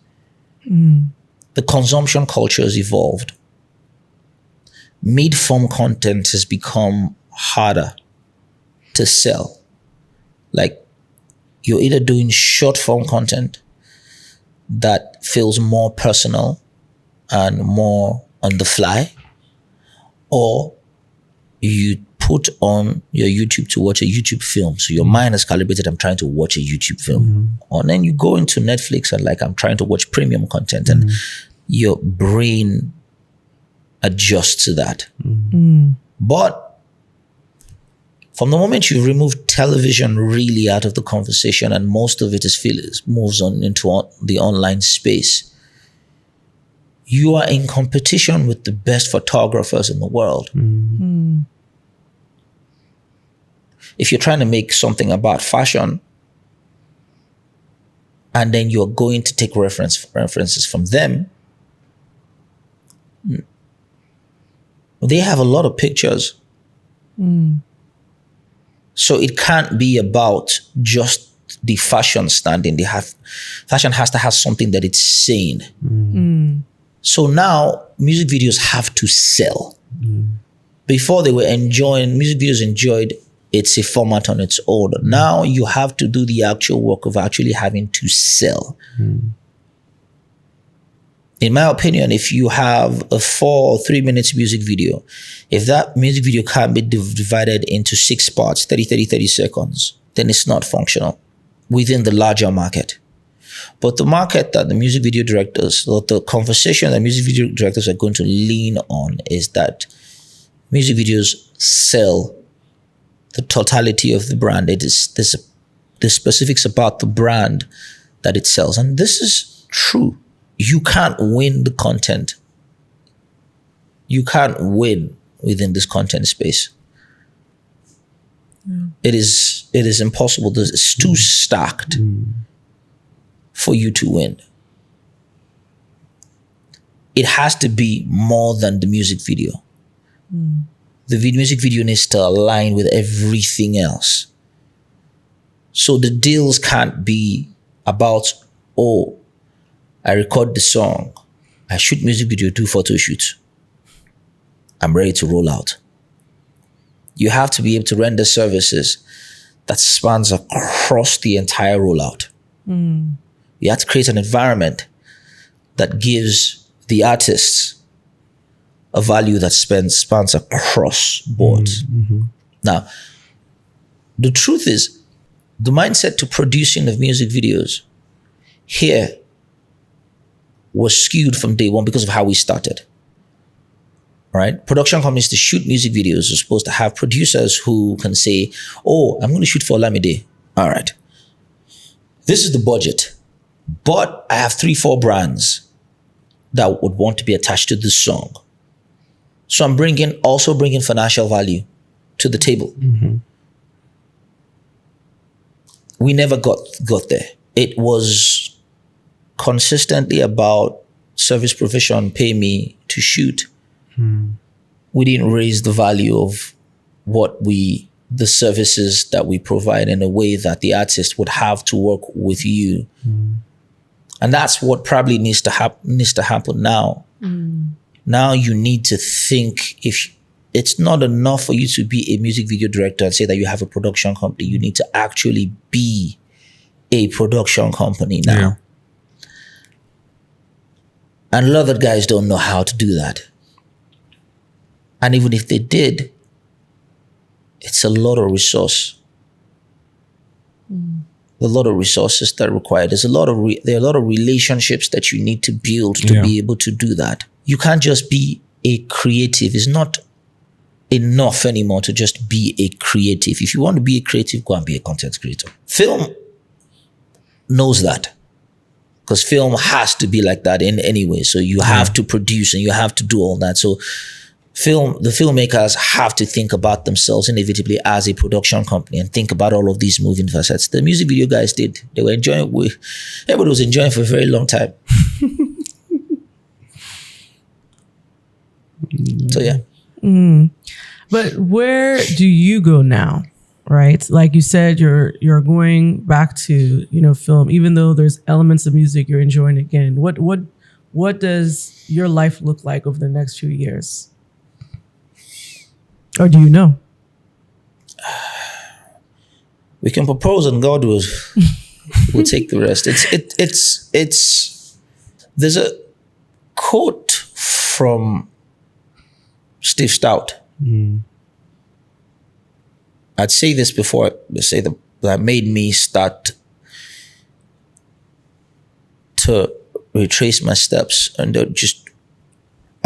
that side by side, a lot of terrible experiences that I had in 2020 or even before 2020. He said he moved into advertising at a certain peak. Steve Stout used to manage NAS. Yeah. He said he moved when people couldn't tell the difference between the fake and the original. When people, essentially he's talking about value systems. When value systems have become skewed, that space no longer makes sense anymore. In going back into the film space, I've taken my time because I don't want to make a lot of the mistakes that I made when I was younger. I was young. I was run primarily by passion, which is important. I didn't have anyone before me that I could speak to on how to think about the business of it. So a lot of my victories and a lot of my mistakes, I had hoped and I tried to get a lot of guys onto the table for us to be able to move and transition together. But different strokes for different folks. People want different things in life. I'm trying to build an ecosystem that is sustainable. I'm in my 40s now. Anything I don't achieve by the time I'm 50, sure. So I have to think long term. Like truly think long term about where my life is going and what I want my 50s and my 60s to be like, God willing. So my approach to film is different. My approach to episodic content is different. My building, because people say it's a gift, but sometimes it feels like a curse. I'm a builder. I have never been in an advantageous position where I'm able to piggyback what someone else has built. I always enter into it late, or I don't have the right relationships to give me some sort of soft landing. So I always have to build a new lane for myself. I found out that it's the same for my father and it's obviously the same for my mom, right? So I have to build it, and it's tiring building, but if I'm going to survive, if I'm going to make anything, I have to build from scratch. So I always have that mindset. Sometimes a little too early, right? Because there's a lot of things that are happening now that I had already spoken about as a 2010. I had said that we are not a cinema people. we are a VCD, DVD people. We're home video people. And then people started binge watching 24, no, that whole period. I'm like, this is what our future is like. I didn't know the form it was going to take. Then streaming comes along, and I was like, that's it. That's what's built for the Nigerian audience. And so when I wanted to start my transition, the first conversations I was having, as of 2018, 19, 20, I was trying to look for tech people to say, look, we have to have our own domestic SVOD platforms. Yeah. If we don't, this dollars will dry up. Yeah. Oh, people were like, yeah. People is enjoying Igbo money now. Then last year, Amazon pulls out. Everybody's crying, and then the party of death, like they call it, that happened in November with Netflix happens. Yeah. And then suddenly, Circuit shows up in December. Everybody's running in pandemonium and starting to think about that. We wouldn't have this conversation if we had that. We also wouldn't have this conversation if our orientation is different. South Africa makes a lot more money, not from the films that they make, but from the services that they provide, from locations. When I was in school, Eche had the third best grips in the world. Grips, camera movements, lighting of cameras, and all of that. Because South Africa has something called, I don't know if they do still have it, it's called Lotus Course. They took their maritime industry. Their shipping industry is really good. All right. And then they took people, if you finished from film school or you want to go into the grip industry, you go into the maritime space and work there for about 6 months to a year, where you learn to tie different knots.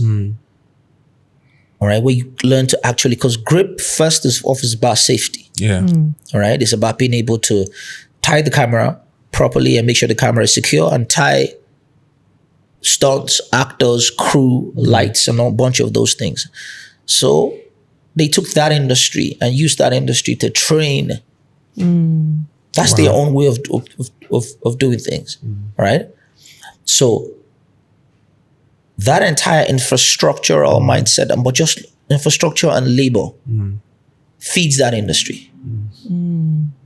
Now, if we built infrastructure, if we were able to build, even if it was just labor, we were able to build, right? And I believe we can build infrastructure with what we have.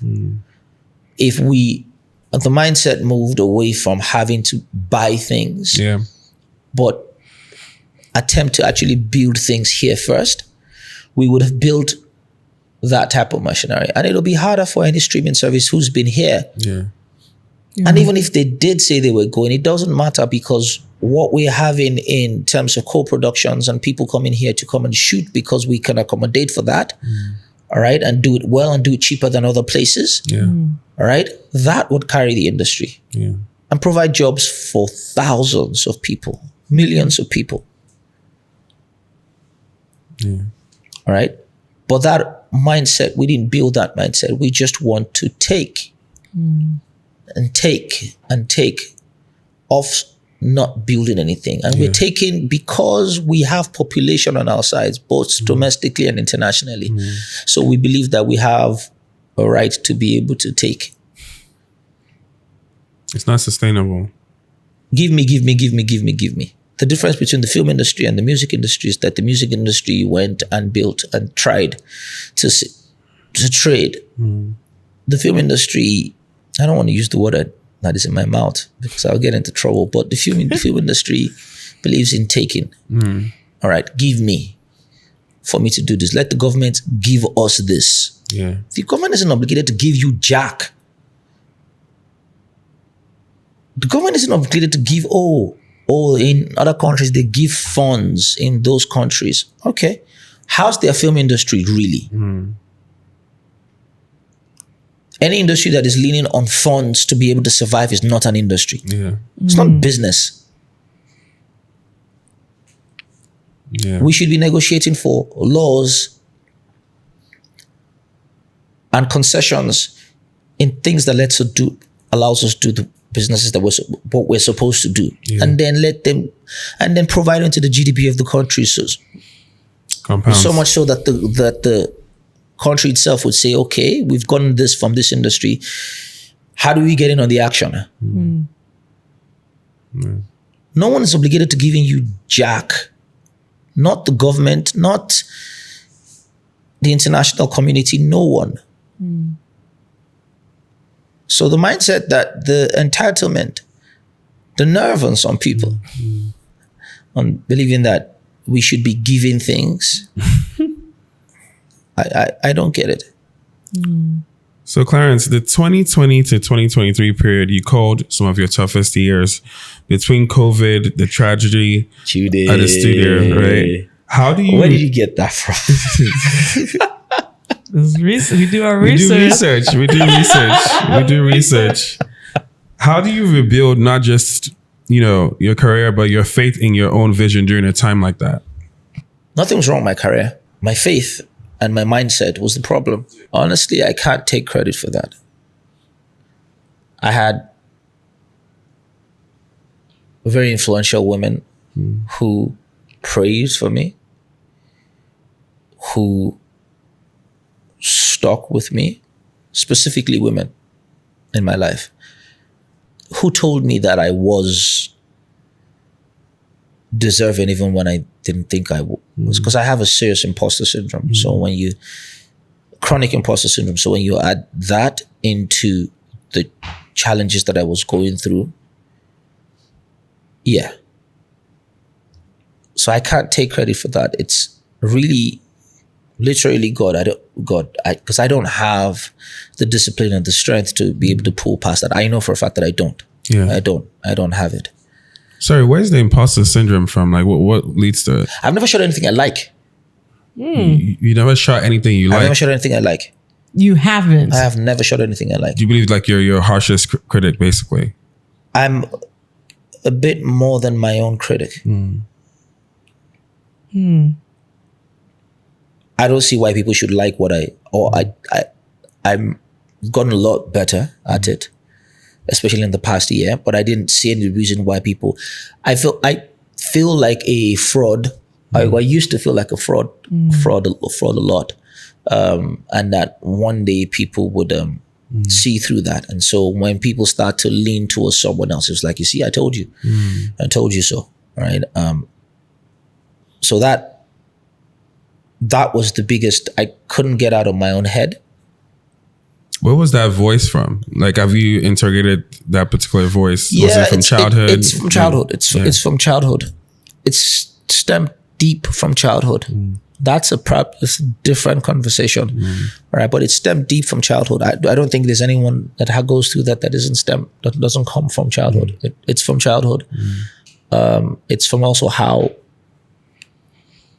when you've had to fight for every single thing that you've ever gotten, every single thing, it's not enough for people would not do a lot and get 65%, 70%. I would have to outwork the people who got 98% in school. I would physically have to outwork them to get 60% or 65%. And I'm dyslexic, so for a long time I thought that was a disadvantage. I didn't realize that it made me very visual in terms of how I think. I didn't see the strengths of it. I didn't even know I was dyslexic until I went to film school, and I had a housemate that had dyslexia and used to do tests. I know he was describing what dyslexia. I was like, what's that? And he told me, described it, and I was like, wait, but that can't be a thing because I have that. And he said, okay. Then I did like a test, and he was like, yeah, you're definitely dyslexic. And I was like, oh, so it's not me. I'm not really an Olodo because I couldn't learn how to read till I was in GS2. How I got to GS2, I don't know. Right. And writing, I still have an issue writing, like physically writing. I jumble words around. So I went to a primary school that had, so we used to do tests every week. And on Mondays they'll announce who's first, second, third.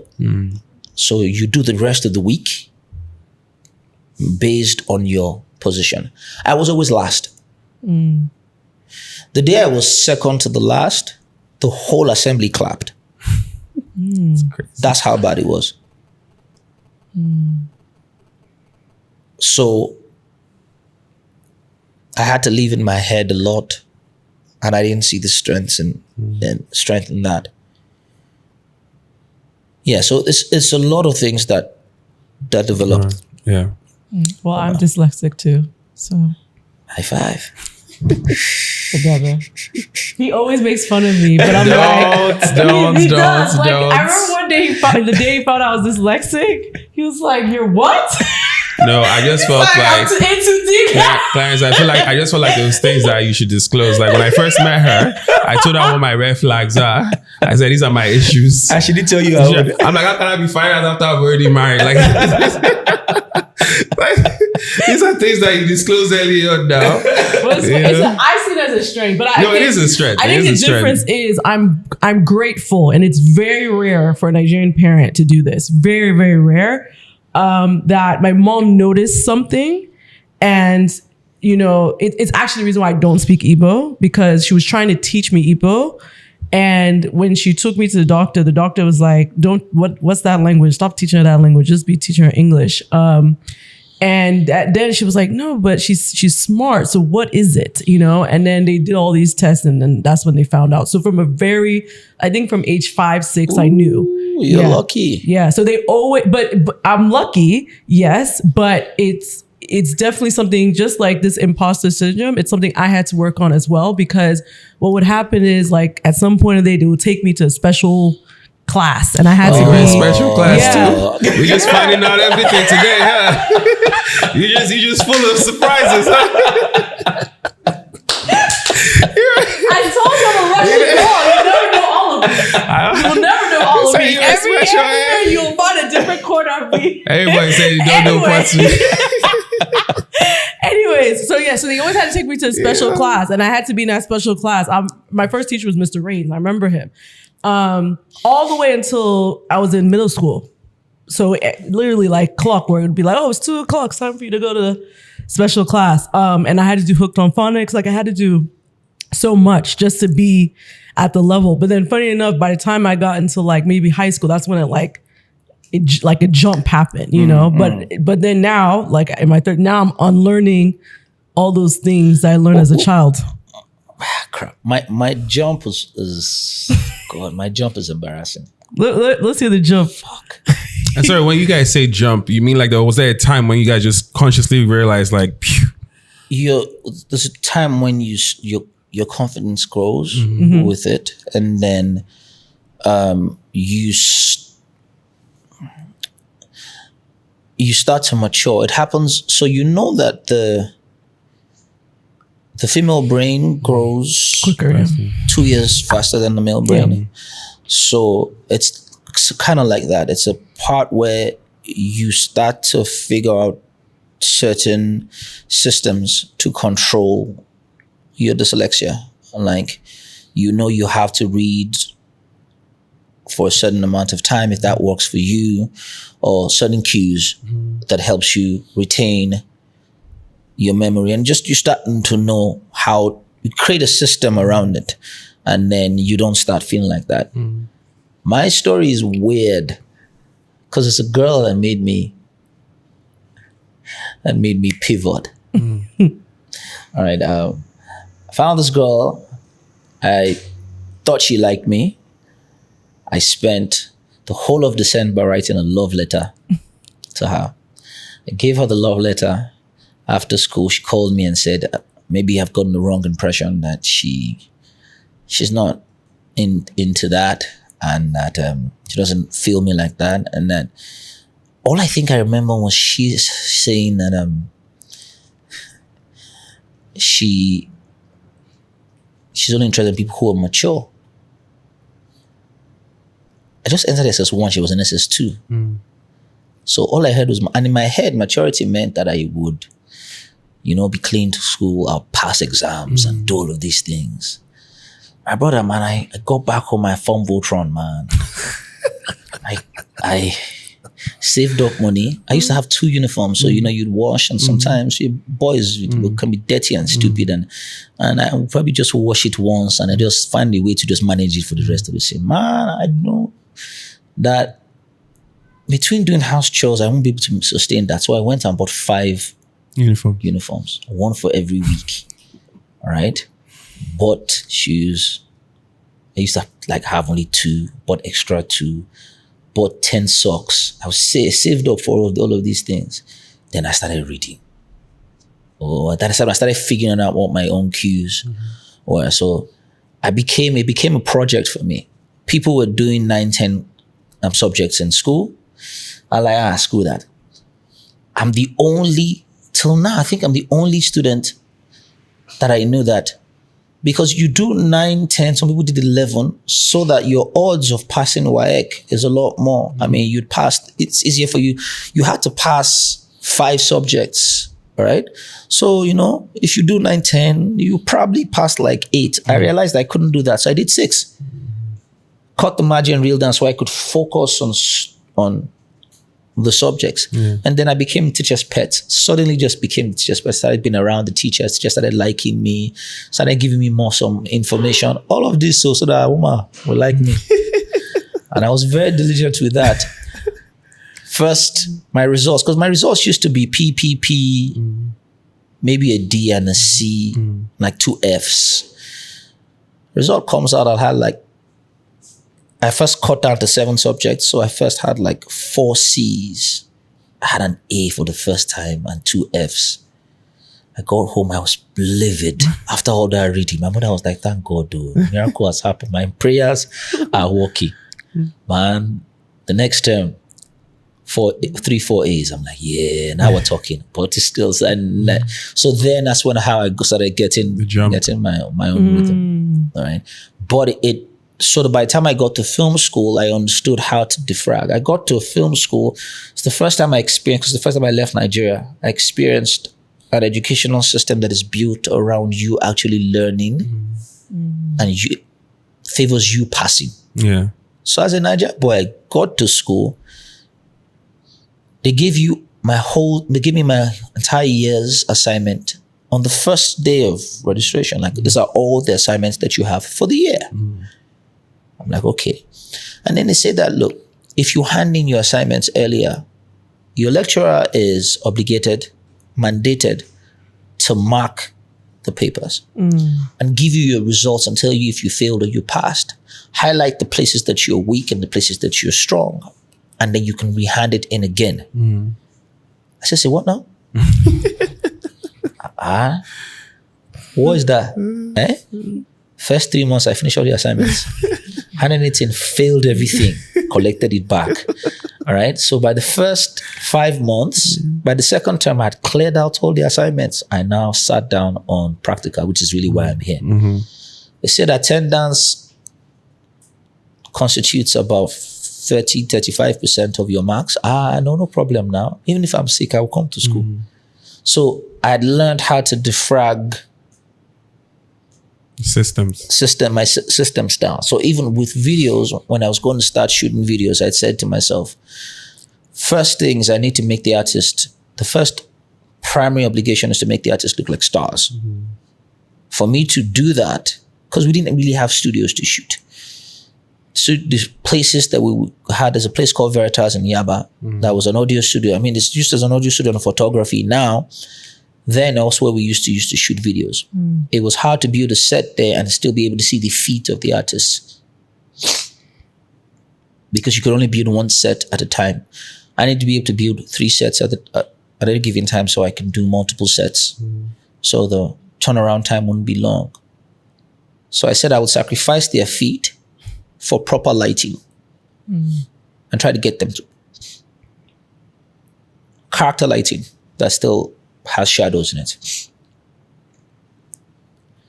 and try to light them properly. And that was an angle I was going to have. I was also going to focus a lot on trying to expand sets. And then I was also going to introduce a certain style to edits to it. And I was going to be consistent with that. All right. that's kind of how styling also became, because styling wasn't a thing. I mean, if you had people who styled in Nigeria at the time, they were designers that an artist would call or someone in management would call to come, but they weren't proper stylists. So I shot for an artist once and he blamed me for the video not looking good because he brought his costume and he brought the models and he costumed them. And he said he didn't like the video. And I told him, well, you brought this, fuck off. And then we had some sort of altercation. And I said, since that day, and like I was never going to let anyone style, at least the models that I was going to shoot. So it'd be very clear if you said to style yourself shit. I mean, you can see the people I brought and how I've been able to style them. And I engaged the services of Ilblis told me about, because he was working in a studio called Ultima. Ultima produced Project Fame, Who Wants to Be a Millionaire. So there was two stylists who were working on that television, those productions. And then so he brought them and Jen and Jeku, and they became my stylists. I'm probably the first person to actually start having stylists. Again, it's because of that. This is, the artists need to look like stars because we're selling a brand. Yeah.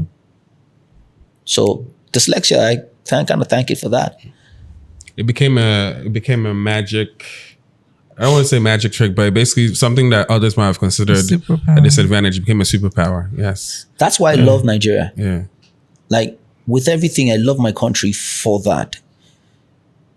Because of how, I don't think Nigerians even really understand the resilience that we have. It's when you travel that you're able to compare. When I was in SC, I didn't understand suicide. I'm like, what have you people suffered? Like where I'm coming from, like one day I was in a resource center with the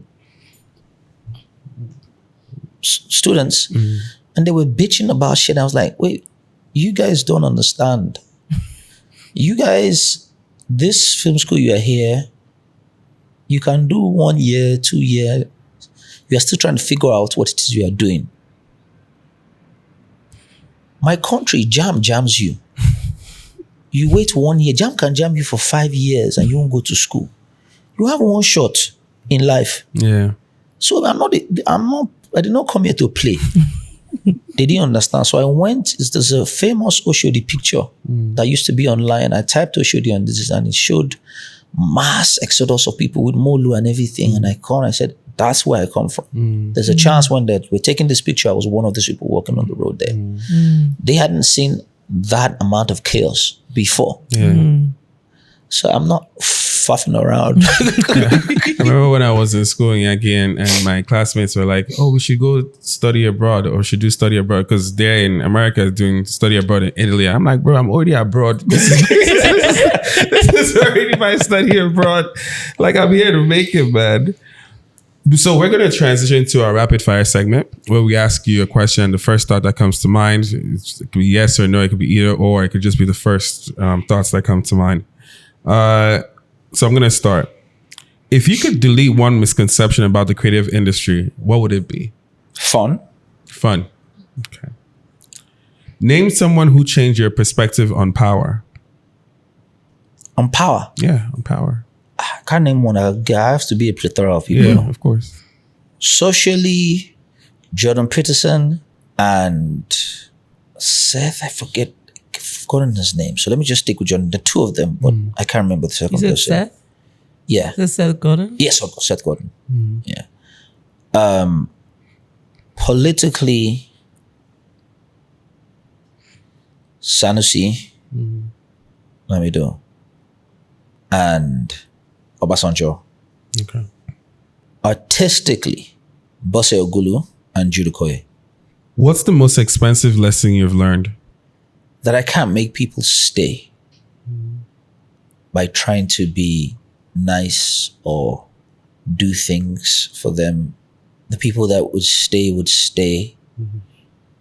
because they care about you long enough to try to be able to understand you and to value the people that stay. A question I have is, you said filmmaking for you is one of your true outlets. But if you woke up tomorrow and you could never create again, who would Clarence Peters be? And I could never create again? Yeah, like I'm dead. Like, I don't understand then. Then I'm dead. It's not the same for me with everyone else. This is like, people went to school for things. I went to film school. So if they ban filmmaking, it's cleaner. Plumber, I will feel like that. Yeah. Cleaner, I will not really survive it. Right? And this is, my life is my work. I live where I work. I can't see any other way around that. I have one question, and I'm trying to find the quote. It's one of my favorite quotes.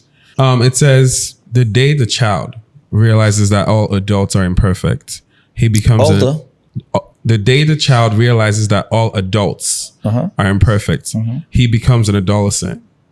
The day he forgives them, he becomes an adult." Right? The reason why I wanted to bring up this quote is the relationship you've had with your dad, right? You're in your 40s now. You've had perspective now. I don't know what the relationship was maybe at the start, but how has your perspective and that relationship with your dad evolved now that you've lived life enough to maybe understand some of his life choices, some of the things that he may have been dealing with? How's that relationship evolved? And what advice would you give for folks who grew up in a somewhat similar situation where they have both parents who are recognizable figures, the weight and the pressures of the world on their shoulders? How has your perspective evolved? Because now you're also Clarence Peters. Like, your name, most people might not even necessarily tie you to your parents anymore. You've now made your name yourself. So how has your perspective evolved from that? I made every single mistake my father made. I was just lucky that time and tech maybe saved me from it being as catastrophic as his was. So the moment I realized that, which is why the quote is strong and powerful, I forgave instantly, even before we had a conversation. And I believe I think that would actually be 2014, 15. That's when I became an adult. That's when I began my journey into adulthood. So my adolescence started from there. Yeah. All right. And I'm still on the journey. You're always on the journey. All right. As for the second thing you asked, sometimes when people look at things, people never look at things from the lens of time. Who was attainable at the time. Men get a lot of slack for a lot of decisions that they make that society has forced upon them. Like, now is a really trying time for boys, and it scares me. And it's had been complaining about it since 2017 that this is going to be a problem.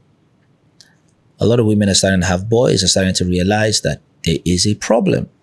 There's a lot of things, some very fundamental things that happens with boys that because no one talks about, and they don't even think about it. Like with a woman, with girls, when they start to bleed, it's a thing. And so the conception is that puberty isn't that hard for boys. Now, we just established that boys' brains grow slower. But when you're 16, And all these hormones start to hit you, and you have to wrestle with your father because they can't be two captains in the house. Your situation is seen as not being a big deal because you don't bleed and you don't go through all of that. So your mind and your experiences are starting to really get skewed. Like, what do you say to a boy when he's 17 and is in love and he doesn't know what to do about it? These are not big issues. Yeah. Or when he starts to hit puberty and his nipples start to swell. No one's told him that that's supposed to happen. It's part of your maturing, and you're starting to think maybe something's wrong with you. Or your voice is suddenly starting to get deep and you're starting to grow in size. But all the examples you've seen about people who are growing in size would lead you into trouble, but you don't know that. So you get into your 20s, or as it happens these days, even you're 19, in your teens, your late teens, and you're starting to make money. And you're the man because you want to go faster for your mother. Because more than half the time, even if your father is in the house, is not the way. There's been that competition between you. Yeah. But how much more if your father's not out there? Everything that you're now doing is for her. You have to go real quick so you could take care of her. And you can, that's part of your ego can be struck. You can strike. It can be validated. And so you go through that and you start making money and you're not ready to start making this money. You don't know what to do with it. And you go through it and people start telling you you're the guy. There is no figure to look at that you respect, that you can talk to. So you make all these mistakes. And you start to learn all of these things. And then it's piled up with either it's emotional blackmail from the opposite sex or just people around, or it's just whatever it is. And then you get into your 30s and you're not making money anymore. Where do you go to?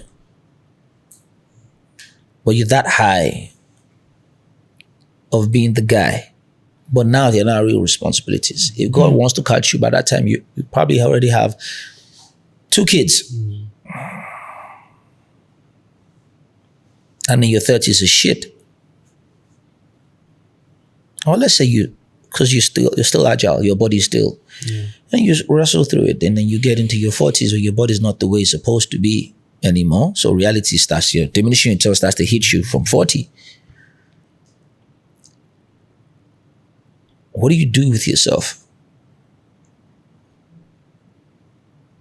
Because that wrestle that you as a man, as a boy, is supposed to wrestle with your father figure, preferably your dad, from that 12, that would lead into you 19, 20. And if you're lucky, you guys if you have a good dad, you find some sort of balance that you won't appreciate till you're 35.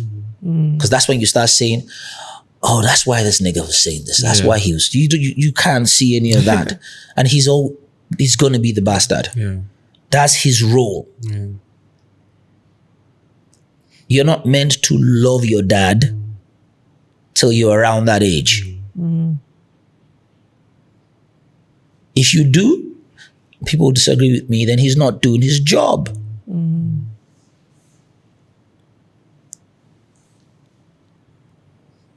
But then you find out that, like, one of the best advices I ever got was from Flavor. And I'm paraphrasing here. Flavor told me, it's one of the things that made me start also thinking about my relationship with my dad in that evolution. Flavor told me him and his dad were never close. He started making money in his 20s. All right, fine. He didn't send his dad. It's him and his mom. When he got into his 30s and started having issues with his baby moms, That's when his dad said, yeah, we're ready to have conversation. You're not having man problems. And then they started to talk. And that's when he started his bond with his dad.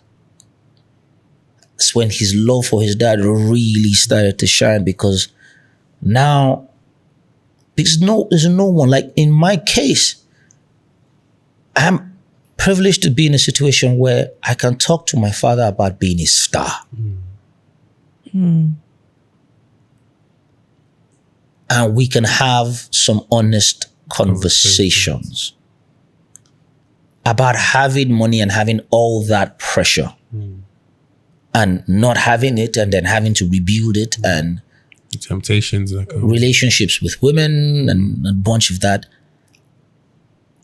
We don't have it often, which is something I need to put in a lot more work, but at least he's there for us to have that, because the few times we've had it, I felt like it was an older version of myself talking to me about it. I have one of my guys who, he was, when he got married, he started realizing, okay, so this is why my dad is the way he is. You start to find out that you and your father have a lot of things in common. Right? And so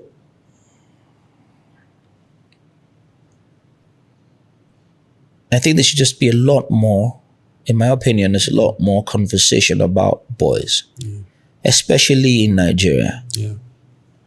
Right? A lot of boys aren't working. If it's not Yahoo, even their mindset to the we are creatives is what they can get from it. Right? And it stems from, there's a lot of attention being paid to women, and rightfully so.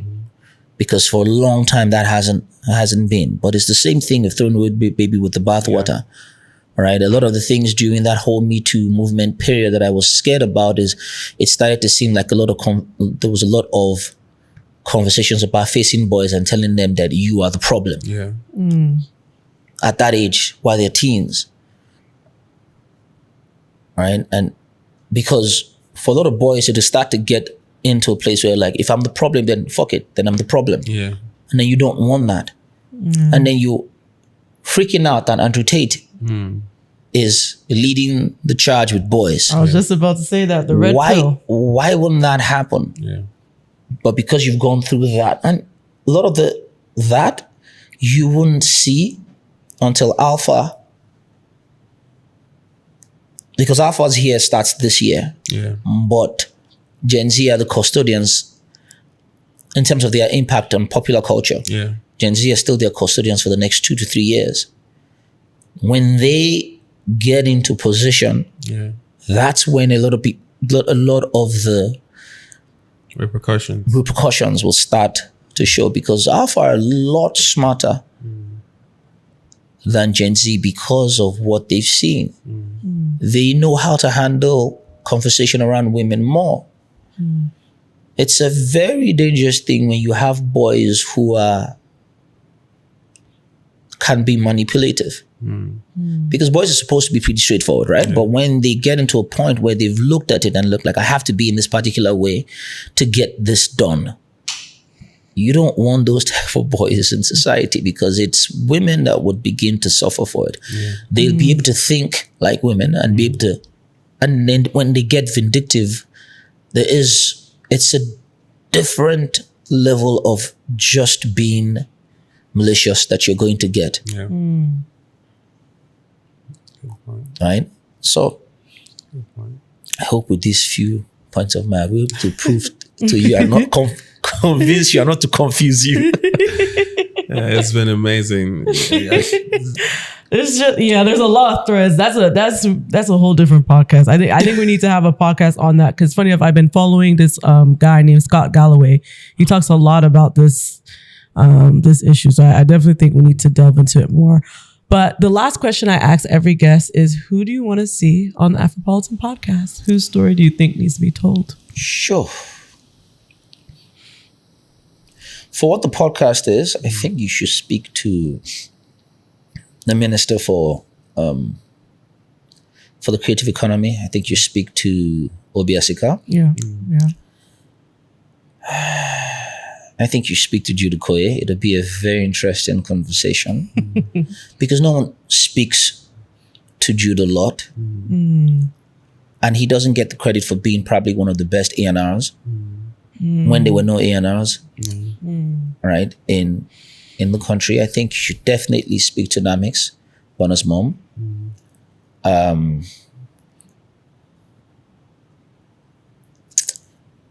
other people you will have to blow to speak to them. Sanusi. Okay. I think that Sanusi is probably one of the most intellectual minds I've heard in my life, not just in Nigeria. Sanusi's solutions and theories are so practical. They are so engulfed in being Nigerian. Sanusi, one of the things he said is when he was CBN governor, he looked at numbers. When he became emir, he saw what those numbers could do. So he would, which is what I think the mindset that should run our educational system. He says, you say that Northerners are not educated. The average most Northerners have gone to Ileke Arabic school. From when they were born, it's mandatory. You go to that. That education is the foundation. This is the education that they use to teach in Saudi Arabia. Yeah. Then you now to put them in English speaking schools and try to tell them to unlearn all of that. And then they have to play catch up. Yeah. How is it that they are less educated if they already have that Achilles heel already? Yeah. Right? His theories on economics, which are 100% sound because but now fused with he takes economics and adds the social element. So economics now has a human side to it that is very, very practical. So again, it's the people that should be in the same room without bullshitting each other have not been put in the same room. Yeah. If that happens, you guys realize what would happen if Nigeria should just get itself, even if just 30% of the way. Yeah. Oh, I know. We become a problem. Yeah. Yeah. Right? Which makes Africa become a problem. Yeah. Which means no more dumping grounds. Yep. If you were in the West, would you want that to happen? No. Which country would you want to sabotage first in the whole continent? Nigeria. It's the one that has the most population and also has the vagabonds that are mad. Yeah. That's the first place that people that you would want to put in check. Yeah. And not just put them in check just economically, or it's their minds. They have to consistently keep looking up to you. Yeah. The one time they didn't look up to you,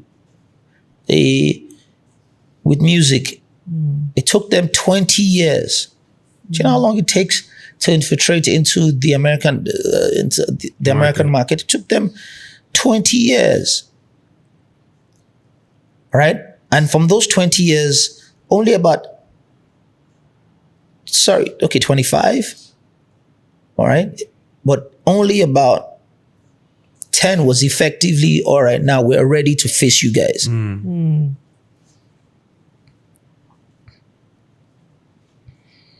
We're dangerous. But the moment you know that you're dangerous and accept that as a people, then you begin to make smart decisions and not gullible decisions.